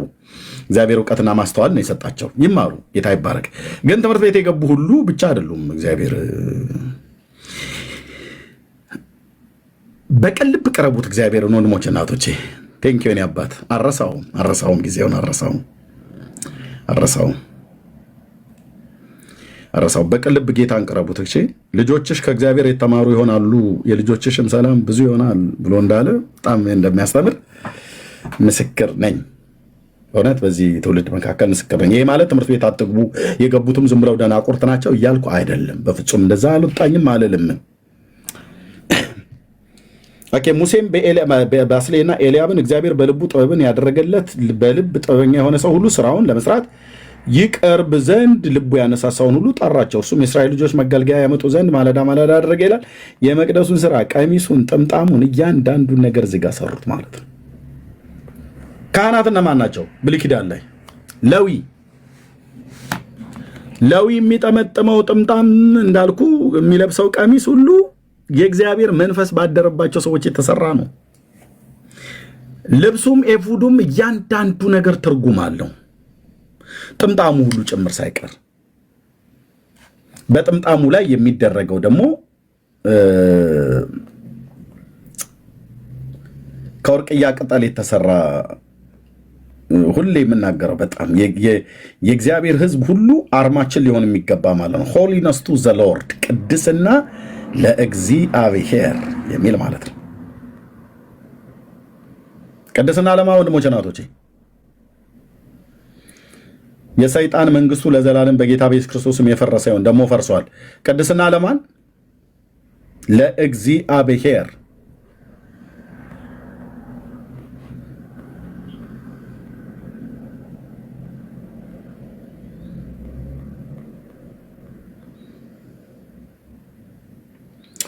ኦኬ። በዚህ አይነት ስርዓት ያገለግሉ ነበር የአሮን ልጆች።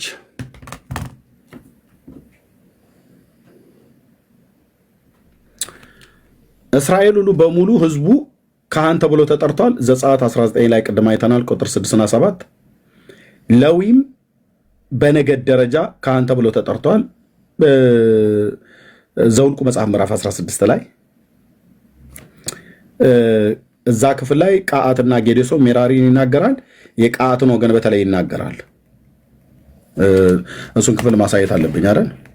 ያው ጴንጤ ስለሆናችሁ ያለ ጥቅስ አታምኑም፣ ተገቢም ነው ደግሞ። ደስ የሚለው የጴንጤ ወጉ እንደዚህ ነው። ምዕራፍ 16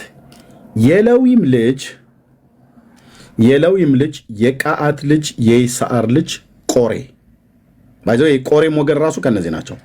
ከሮቤልም ልጆች የኤልያብም ልጆች ዳታንና አቤሮን የፋሌትም ልጆች ኦን በሙሴ ላይ ተነሱ ይላል። የሌዊ ልጆች ማን? ቃአት። ይስዓርና ቆሬ።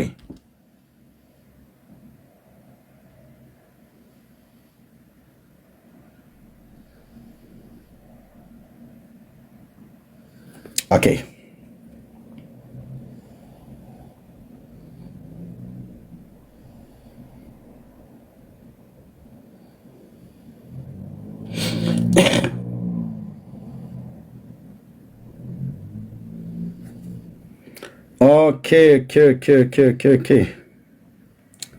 ቀዓትን ሄደን ፈልገን ለማግኘት የት ነው የምንሄደው? ዘጸአት መጽሐፍ ምዕራፍ 6 ቁጥር 18 የቀዓትም ልጆች እንበረም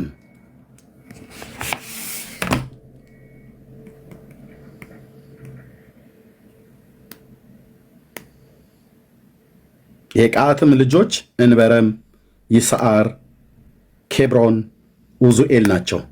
የቀዓትም የህይወቱ ዘመን ሁሉ ማለት የህይወቱ ዘመን 133 ዓመት ነው ይላል። ከዛ የሜራሪ ልጆች አሉ። ቀዓታውያን ለብቻ ናቸው፣ ሜራራውያን ለብቻ ናቸው፣ ጌዴሶናውያን አሉ። እነዚህ ዘውልቁ መጽሐፍት ላይ በተለይ ምዕራፍ 1 2 3 4 5 በስመ አብ እንደ ጠሊቅ ባህር ገብተህ ትልልቅ ሪቬሌሽን መገለጦች ሁሉ ጭምር የግለሰቦቹን ስም መጥራት ብቻ አይደለም ወንድሞቼ፣ በውስጡ የታመቀ የእግዚአብሔር እውነት ማለት ነው። አሁን ምን የሰዎች ስም ዝርዝር ተጽፎ ምን የተለየ ነገር ልታመጣ ትችላለህ? ብራዘር እንዳትቸኩል፣ እሺ እንዳትቸኩል። የሜራሪ ልጆች ሞሆሊ፣ ሙሲ ናቸው። እነዚህ ሁሉ ትውልዳቸው የሌዊ ነገሮች ናቸው ካለ በኋላ የእንበረም ያጎቱ ልጅ ማነው? እንበረምም የአጎቱ ልጅ ዮካብድን አገባ። የሙሴ የማርያም የአሮን አባት፣ የሙሴ የማርያም የአሮን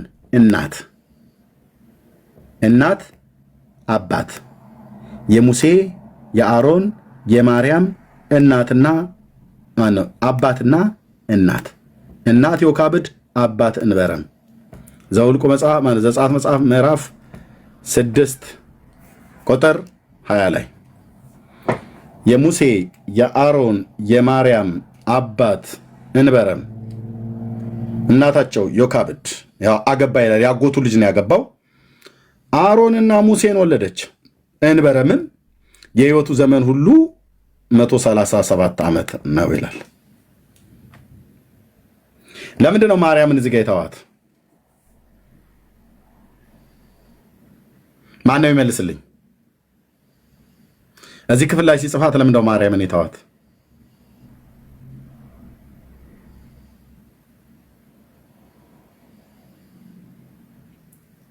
ማንም ይመልስልኝ። ማርያም የሙሴ እህት እዚህ ጋር ለምን አልተጻፈችም?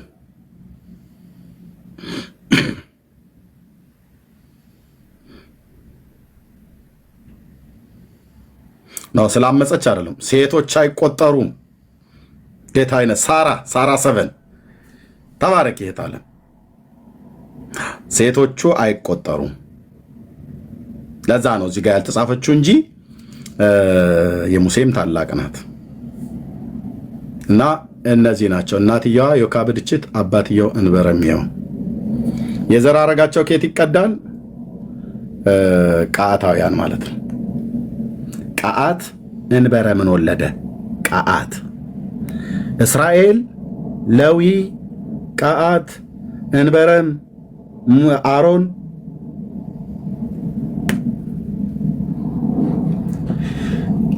ይሄኛውን አባት እግዚአብሔር ዕጣን ያጥኑለት ዘንድ ዕጣን ማጠን ለአሮን ልጆች ብቻ የተፈቀደ ነው። እተላለፋለሁ ብለህ ብትል እግዚአብሔር ሂሳብን ይሰጣል ማለት ነው። በብሉይ ኪዳን ላይ ሆነ ካህናት ነኝና እኔም ዕጣን ማጠን እችላለሁ ብለህ ብትገባ ዘውልቁ መጽሐፍ ምዕራፍ 16 ላይ የቆሬ ልጆች ላይ የደረሰውን የሚያውቅ ያውቀዋል። ካልሆነስ እኔ ያሳውቃለሁ።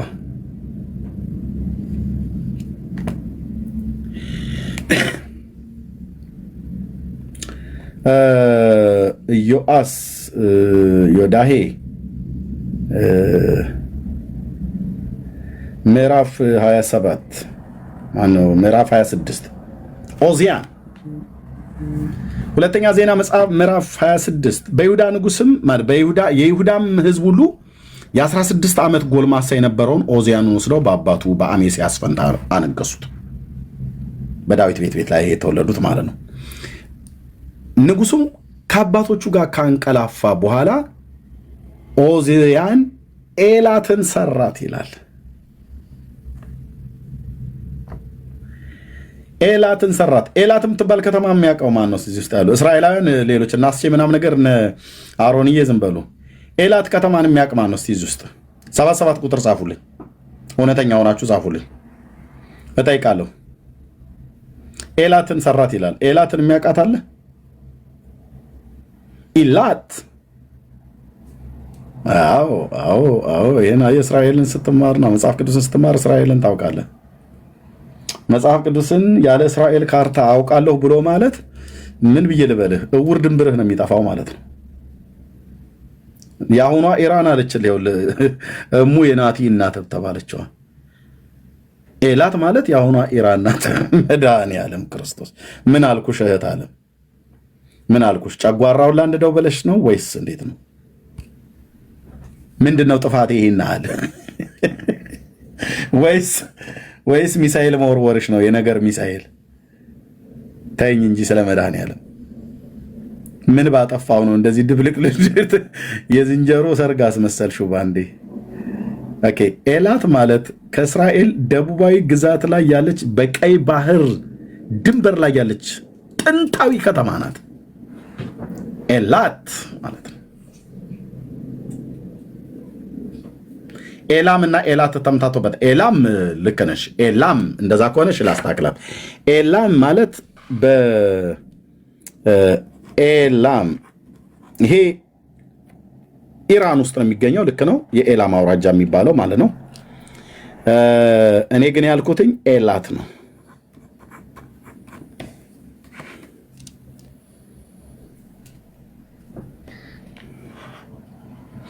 እሺ ኤላትን ሰራ። ከዛ ወደ ይሁዳ መለሳት። ኦዚያን መንገስ በጀመረ ጊዜ 16 ዓመት ጎልማሳ ነበር። በኢየሩሳሌም 12 ዓመት ነገሰ። እናቱም ይኮልያ የተባለች የኢየሩሳሌም ሴት ነበረች። አባቱም አሜስያስ እንዳደረገ ሁሉ በእግዚአብሔር ፊት ቅን ነገርን አደረገ። እግዚአብሔርም መፍራትን ባስተማረ በዘካርያስ ዘመን እግዚአብሔር ይፈልግ ዘንድ ልብ አደረገ። እግዚአብሔርን በፈለገ ጊዜ እግዚአብሔር ነገሩን አከናወነለት። ቴንኬን አባት አንተን ፈልጎ ነገሩ የማይከናወንለት፣ አንተን ፈልጎ ጤንነቱ፣ ህይወቱ፣ ቤተሰቡ የራቀው የማይቀርብለት፣ የሞተው የማይነሳለት፣ የጠፋው የማይገኝለት፣ የተሰበረ የማይጠገንለት ምን አለ? የእስራኤል አምላክ ቅዱስ እግዚአብሔር የዳዊት ልጅ ኢየሱስ ክርስቶስ አንተ እጅ ላይ የተበላሸ ነገር የለም። የራቀውን ታቀርባለህ፣ የሞተውን ታስነሳለህ፣ ለሙታን ህይወትን ትሰጣለህ፣ የሌለውን እንዳለ አድርገህ የምትጠራ የአባታችን የአብርሃም አምላክ ነህ። ስምህ ለዘላለም ይቀደስ።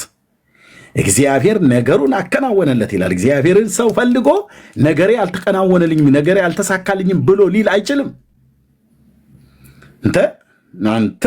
አንተዬ አከናወነለት ይላል። ከናወነለት ይላል። እግዚአብሔርን ፈልጉ በሕይወትም ትኖራላችሁ ብለው ነቢያት የተናገሩት ለዚህ ነበር። የአባቶቻችን አምላክ ቅዱስ እግዚአብሔር ይርዳን በእውነት እኔንም እናንተንም። ፊቱን መፈለግ እሱም መፈለግ አከናወነለት ይላል። ከዛ ወጥቶም ከፍልስጤማውያን ጋር ተዋጋ። የጌትና የዮዛብን የየብናን የአዛጦንን ቅጥር አፈረሰ ይላል። በአዛጦንም ፍልስጤማውያን ሀገር ሁሉ ከተሞችን ሰራ። ሄዶ በአድ ሀገር ሁሉ ማለት ነው። እግዚአብሔር ነገሩ ሲያከናውለት በጠላቶቹ ላይ ሁሉ የበላይ ሰጠው ማለት ነው። እግዚአብሔርም በፍልስጤማውያንና በጉርበአል የሚኖሩትን አረባውያንና ምዑናውያን ላይ ረዳው ይላል። ጠላቶቹ ሲዋጋ እግዚአብሔር ረዳው። ባይዘው አሁን እስራኤልንም እግዚአብሔር እንደሚረዳት በአራት ነጥብ ዘግቼ ነው የምነግር። ብራዘር ያየኑን አይተናል። እዚህ ብዙ አንናገርም አንለፈልፍም እኮ ነው ብዬምልህ። የዳዊት አምላክ ዛሬም አይኖችን ገልጦ ያሳያል። እግዚአብሔር ልጆች አሉት። ወንድሞች እናቶቼ ምስክሮች አሉን፣ የምንጠራቸው ሰዎች ማለት ነው። እያንዳንዷ የሚሆነውን ነገር ሁሉ ጌታ እግዚአብሔር በገለጠልን ያህል ልክ እኔ ምስክር ነኝ። ይኸው በፊቱ የቆምኩት የኤልያስ አምላክ ምስክር ነው። የአሁኗን እስራኤልንም የእግዚአብሔር መለኮታዊ ክንድ ይረዳታል። እየረዳትም ነው። ኦኬ ብዬ አይደለም ዝም ብለን አይደለም የምንለፈልፈው እኮ ነው ብዬ የምልህ። እኔም ማቀው እግዚአብሔር እነዚህ አባቶች የነቢያት ላይ ሲሰራ የነበረው ጌታ ነው። እንዴ በደንብ ነው እኮ የሚያወራን። በደንብ እኮ ነው የሚያወራው። አባዬ ስሙ ለዘላለም ይባረክ። እሱ ትልቅ ነው። ይህንን እረኛ አልናቀውም። አንቺንም አንተንም አልናቅም። በቀነት ለሚቀርቡት ያው ይናገራል። ዳዊት እንዳለው ማለት ነው። እግዚአብሔር አምላክ የሚናገረውን እሰማዋለሁ፣ ሰላምን ለሕዝቡና ለቅዱሳኑ ልባቸውንም ወደ እርሱ ለሚመልሱት ይናገራል ይላል። ይናገራል። በኤልያስ ዘመን ብቻ ሰርቶ እኔ እጅ ላይ ዘመን ሲደርስ አፍንጫችሁ ላሱት፣ የራሳችሁ ጉዳይ በእናንተ ዘመን አልሰራም ብሎ የሚል ጌታ አናቅም። የሚሰራ አምላክ ነው። የሚናገር አምላክ ነው። የሚያደርግ አምላክ ነው። የሚረዳ አምላክ ነው። ያኔ አረባውያን፣ ሞዓባውያን እነዚህ በሙሉ ምዑናውያን የተባሉት ፍልስጤማውያኑን ለመፍታት ኦዚያንን የረዳ እግዚአብሔር ዛሬም አንተን፣ አንቺን፣ እኔን ለመርዳት የታመነ ጌታ ነው። አሞናውያንም ለኦዚያን ገበሩ ይላል። የባዕዳን ምድር ሁሉ ለኦዛ እንዲገብሩ አደረገ። ሰውየው ግን በኋላ ትንሽ ወፈፌነት ተሰማው። እሱ ለነገር መጣው እጅግም በርትቶ ነበርና ዝናው እስከ ግብፅ መግቢያ ድረስ ተሰማ ይላል። የኦዚያን እግዚአብሔር ከእሱ ጋር የሆነ ለሰው ዝናው ላይ ወጣ ነው እንዴ? በጣም እንጂ ይወጣል እንጂ በጣም ይወጣል። ግን የእኛ ዝና እንዲነገር ነው አይደለም። የኦዚያን ዝና እንዲነገር ነው በፍጹም። እግዚአብሔር አስነስቶ ከከብት እረኝነት ከሰባተኛ ክፍል ትምህርት አስጥሎ የትኛውንም የቴዎሎጂ ትምህርት ቤት በሩን ሳላቀው እግዚአብሔር የቃሉን ደጆች ከከፈተ እኔ ምስክር ሆናለሁ በዚህ ትውልድ መካከል። እግዚአብሔር ዛሬም ያስተምራል፣ ዛሬም በቅልብ የሚቀርቡትን ይናገራል ብሎ ለማለት ኤርሚያስ ምስክር ነኝ። እዚህ አንተ ምስክር ነህ፣ አንቺ ምስክር ነሽ እህቴ፣ እንተ ምስክር ነህ። በእውነት ነው ብዬ እምላችሁ ወንድሞች እናቶቼ፣ የኔ አባት ምስክር ነው። አሞናውያንም ገበሩለት ይላል። ማን ነው የማይገብርልህ? እግዚአብሔር ካንተ ጋር ሆኖ ማን ነው የማይገዛልህ? እርሱ የረድኤት ጋሻ የከፍተኛነትም ሰይፍ ነው። ጠላቶችም ይገዙልሃል፣ አንተም ከፍታቸውን ትረግጣለህ ተብሎ በአምላኬ ቃል ስለተጻፈ እግዚአብሔር የጠላትን ከፍታ ሁሉ ያስረግጣል። ምክንያቱ አሰላለፍን ከእግዚአብሔር ጋር ስታደርግ፣ ንጉሱን ስትፈልገው፣ በግርማው በውበቱ ልታየው ስትናፍቅ፣ ኢየሱስ ስትለው በቀን በሌሊት ዝናህ እንዲወጣ ያደርገዋል። ግን ዝና ሲወጣ አንተ ዝቅ ነው ማለት ያለብህ፣ አንቺ ዝቅ ነው ማለት ያለብሽ። ሽንሽን ቀሚሽን ለብሰሽ መድረክ ላይ እንትን ምንድነው ሎቲና ጌጣጌጥ እንትን ብለሽ አንቺ እንድትታይ ኖ አንተ በከረባት ታንቀህ፣ ከረባት አልሰሩ ልክ ነው፣ ግን በቃ የምትለብሰው የማይክል ጃክሰንን የሚመስል ልብስ ለብሰህ ተንቆጥቁጠህ ኢየሱስን ሸፍነ አንተ እንድትታይ አይደለም። እኔን ይሁን እያል ካሜራ ሰድረ በግራና በቀኝ እኔን እንድታዩ ነው ካሜራ አስቀመጡ። በቃ ብራዘር ይኸውልህ፣ ልብ አትጠራጠረኝ አልኩ። የአባቶቼ እግዚአብሔር አምላክ መንፈስ ምስክር እኮ ነው አልኩ። እግዚአብሔር ክብሩን ቀስ ብሎ ያነሳዋል አልኩ። ቀስ ብሎ ከዛስ ዝምባም ሆነ ነው የምትቀረው። ናና ከፊቱን ኢየሱሴ አትሆንም ክብሬን ከኋላዬ፣ ናና ከፊቱን ኢየሱሴ። ከፊት ነው መሆን ያለበት፣ እሱ ነው መታየት ያለበት። ኤርምያስስ እዚህ ነው መግባት ያለበት፣ እዚህ መደበቅ ነው ያለበት። እግዚአብሔር ከፍ ሲያደርግ ዝናህን እንደ ኦዚያን በሌሎች ሀገር ዝናው እስከ ግብፅ ምድር ተሰማ ይላል። እና ያው እንግዲህ ወገኖቼ አረታው እህትዬ ዘምረህ እግዚአብሔር በአንተ ዝማሬ ሰዎችን ካጽናና፣ ሰብከ ሰዎች ከዳኑ፣ አስተምረ ሰዎች ከታነጹ፣ ትንቢትን አምጥተ የሰዎች ሚስጥር ከተገለጠ ምን አለን ብራዘር? እኔ እናንተ ሚስጥርን የሚገልጥ አምላክ በሰማይ ውስጥ አለ። እሱ ነው ያደረገዋ። እኔ እናንተስ ሸክላ ዕቃ ነን። በሸክላ ዕቃ ውስጥ የከበረን መዝገብ ያስቀመጠ ልዑል እግዚአብሔር። ይሄንን ከኦርቶዶክስ ቤተክርስቲያን ተምሬ የወጣሁት አይደለም። የአባቶቼ አምላክ ቅዱስ እግዚአብሔር ምስክር ነው። ጴንጤዎቹና የጴንጤዎቹ አምላክ እግዚአብሔር ኢየሱስ ክርስቶስ ነው ያስተማረኝ። የእስራኤል አምላክ ዝቅ በል። ዝናው እስከ ግብፅ ምድር ድረስ እስከ መግቢያው ድረስ ተሰማ ይላል። አሁን አንዳንዶች እኮ የሆነ ነገር ከሆኖ የሆነ ነገር ጌታ ያደርግና አጋንንት በጌታ በኢየሱስ ክርስቶስ ውጣ ሲሉት ይወጣል። ከዛስ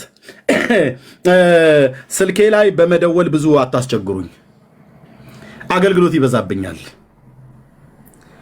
ዶዶራንት ካልተቀባ ሽቶ ካልተረጨህ እንዳትመጣ፣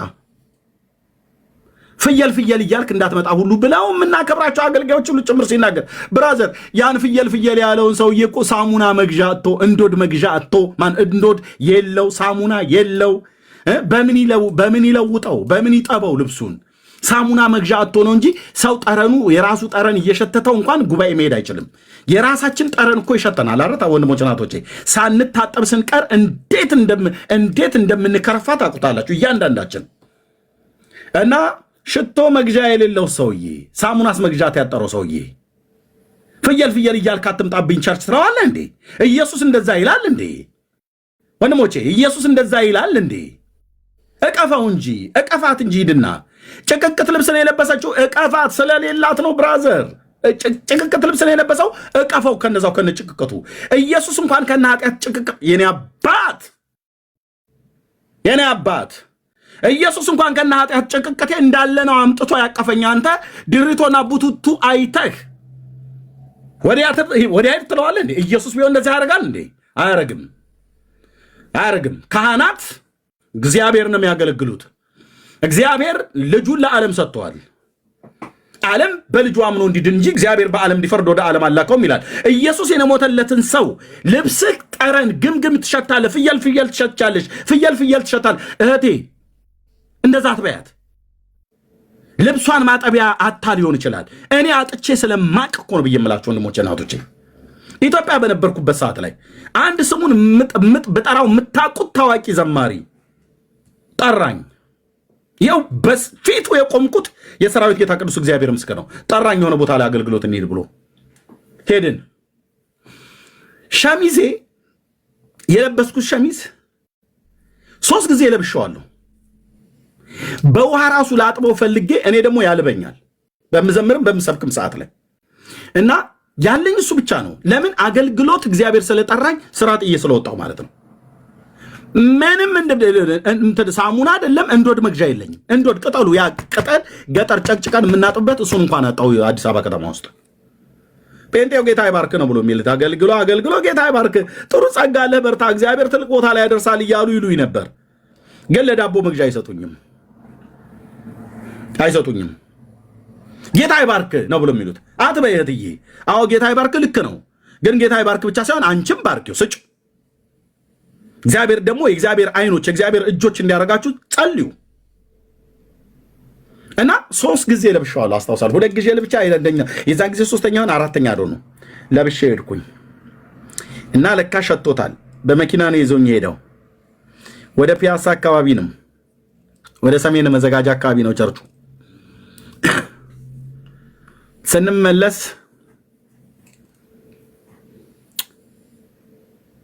ባንክ ገብቶ ቦሌ ድልድይ ጋር ቲኬ ህንፃ አለ አይደል?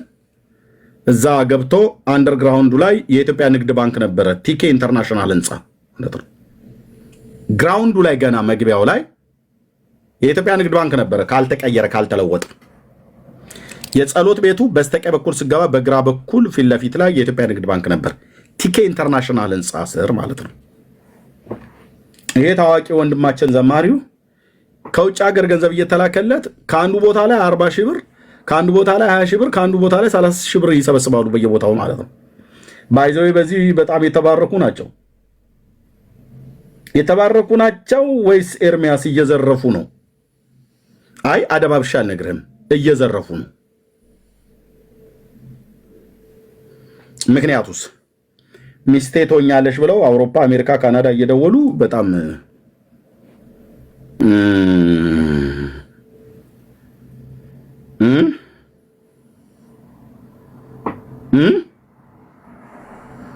ዘማሪያ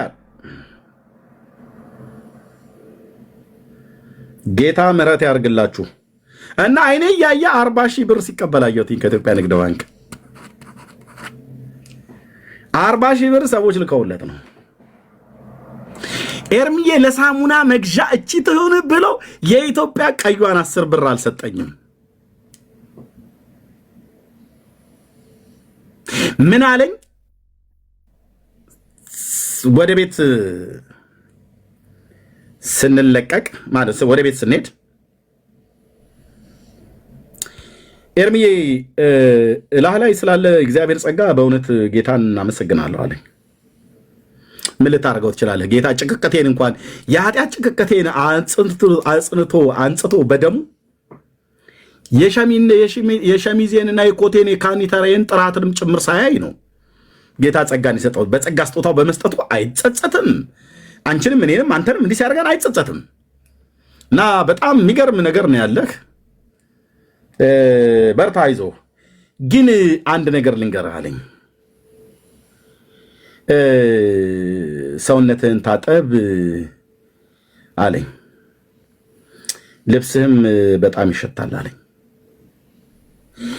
ከተቀበለው 40 ሺህ ብር ላይ 10 ብር አልሰጠኝም። ሚስት አልነበረው፣ ልጆች አልነበሩትም። በዛ ጊዜ ብቻውን የሚኖረው ላጤ የሆነው ታዋቂ ዘማሪ ጌታ ይባርክ ነው ብለው የሚሉት ብራዘር። ተው አንዳንዴ ወንድሞቼ እናቶቼ፣ እሺ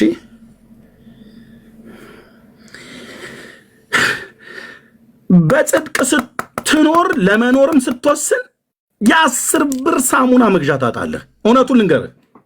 እውነቱን ልንገርህ ኢየሱስ ባስኬዳይ መንገድ ላይ እውነቱን ልንገርህ ወንድሜ፣ እውነቱን ልንገርሽ፣ ቫዝሊን መግዣ ታጫለሽ፣ ጡት ማስያዣ መቀየሪያ ታጫለሽ። በጽድቅ ለመኖር ስትወስኝ ማለት ነው። ለአምታታውስ ብለሽ ካልሽ ከአንዱ ጎርመሳ ጋር ተገልብጠሽ 30 እና 20 ብር ሊሰጥሽ ይችላል። ሌሎቹ እንደሚያርጉት ኖ፣ የኃጢአትን መንገድ ግብዣ ብለሽ እንዳትቀበይ። ኢየሱስ ይመጣል፣ በጊዜው ይመጣል። ጻድቅ ሲጣል ዘሩ ምን ሲለምን አላየውም ብሎ እንዳል ይመጣል። ኢየሱስ በእውነት ይመጣል። ውስጤን ሰበረው አልኩ እንደዛ ብሎ ሲል። እንደዛ ብሎኝ መኪና ውስጥ ሁሉ እንኳን ገንዘብ አይቻለሁኝ። እዚህ ማርሽና መሪው አካባቢ ማለት ነው። እዛ ጋር እንኳን ከተቀመጡት ከወዳደቁት 10 እና ቢጫ 50 የኢትዮጵያ ብር ከነሱ ውስጥ እንኳን አንስቶ ቺን ሳሙና ግዛበት እንኳን አላለኝም። ስሙን ብጠራው ደስ ባለኝ ነበረ፣ ግን አልናገርም። እናንተ የአባቶች አምላክ የጽድቅ መንገዷ ታማለች። ወንድሜ ነው ብለህ ያልከው፣ ወገኔ ነው ብለህ ያልከው ጴንጤ ሁሉ ላይ ይረዳ ይችላል። ያሳምማል። ትራባለህ። እውነቱን ልንገራችሁ፣ አትራቡም ብያለህም፣ አትጠሚም ብያለሽ። እህትዬ ትጠሚያለሽ፣ ትራቢያለሽ። የሰው ስም አትጥሩ። እኔ ያልጠራሁትን በግምት የወንድሞችን ስም አትጥሩ። እረፉ። እንደዚህ የሚያደርጉትን ሀንቾ፣ ሌሎቻችሁም ብሎክ አድርጓቸው። ከዚህ በኋላ ከጠራችሁ የአሁኑን እለፏቸው። ደግማችሁ እኔ ካልነገርኳችሁ ግምታችሁን እንትና ነው እያላችሁ አትጥሩ። በቃ ስለማይጠቅማችሁ ነው። ተው፣ ተለፉት። እኔ ከዚህ እንድታውቁ የፈለግኩትን የአገልጋዩን ጨካኝነት እንድታየው ሳይሆን በጽድቅ ለመኖር ስትፈልግ እስከዚህ ድረስ ትሆናለህ።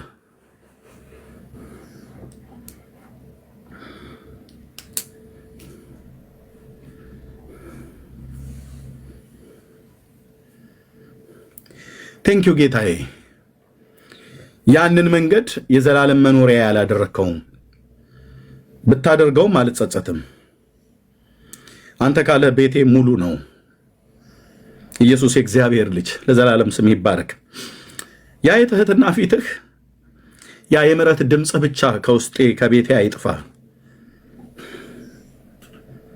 አባዬ ሞልቶልን በድሎት በሞልቃቃነት ለመኖር የፈለግና የወሰንን ሰዎች አይደለንም። ጽድቅ የዕለት ጉርስን ሁሉ እንኳን ሊያሳጣ ይችላል። የጽድቅ መንገድ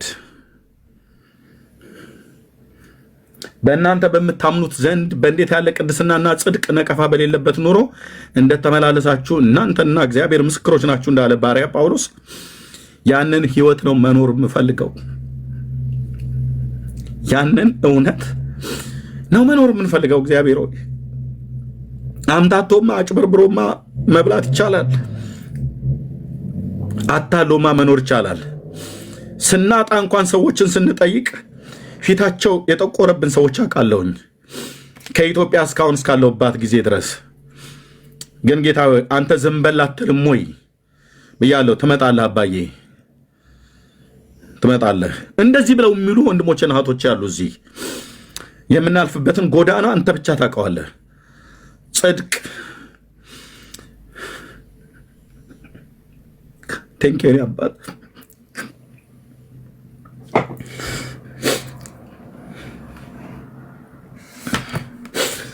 ቴንክ ዩ ጌታ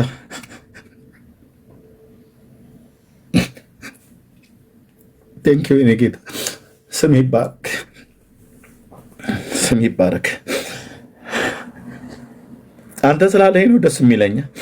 አንተ ስላለህ ነው ደስ የሚለን እንጂ ሁሉ ሞልቶን ሁሉ ተርፎን አይደለም። ብዙዎች ሲቀማጠሉ፣ ብዙዎች እንደፈለጋቸው ሲሆኑ፣ ህዝብህን በአመፅ ሲዘርፉ እንዳልዘርፍ ህዝብህን የረዳኸኝ እግዚአብሔር ለዘላለም ስም ይባረክ።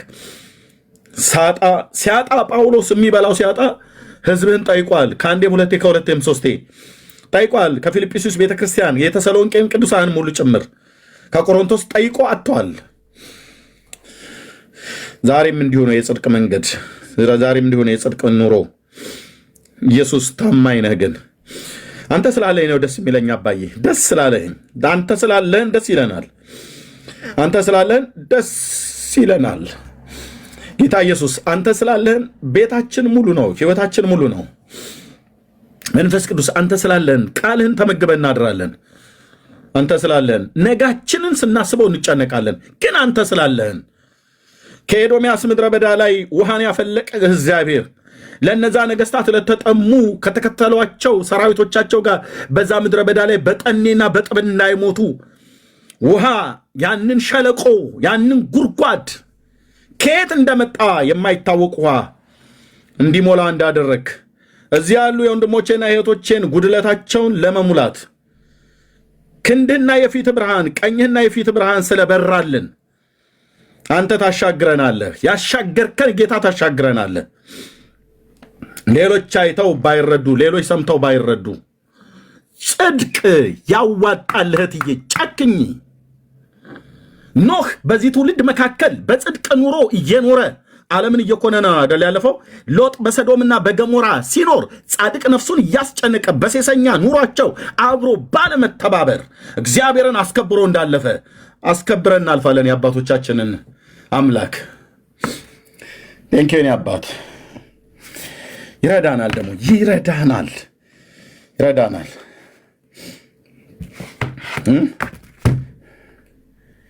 ይረዳናል። ወንድሞቼ እናቶቼ፣ ጌታዬ ይረዳል።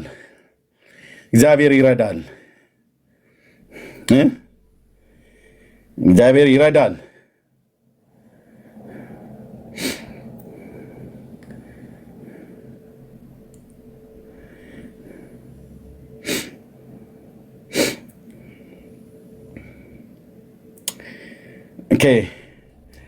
እግዚአብሔር ይረዳል፣ ያግዛል፣ ይረዳል፣ ያሻግራል። በእውነት ያሻግራል ጌታ። ወንድሞችና እህቶቼ የአባቶቻችን አምላክ ያሻግራል።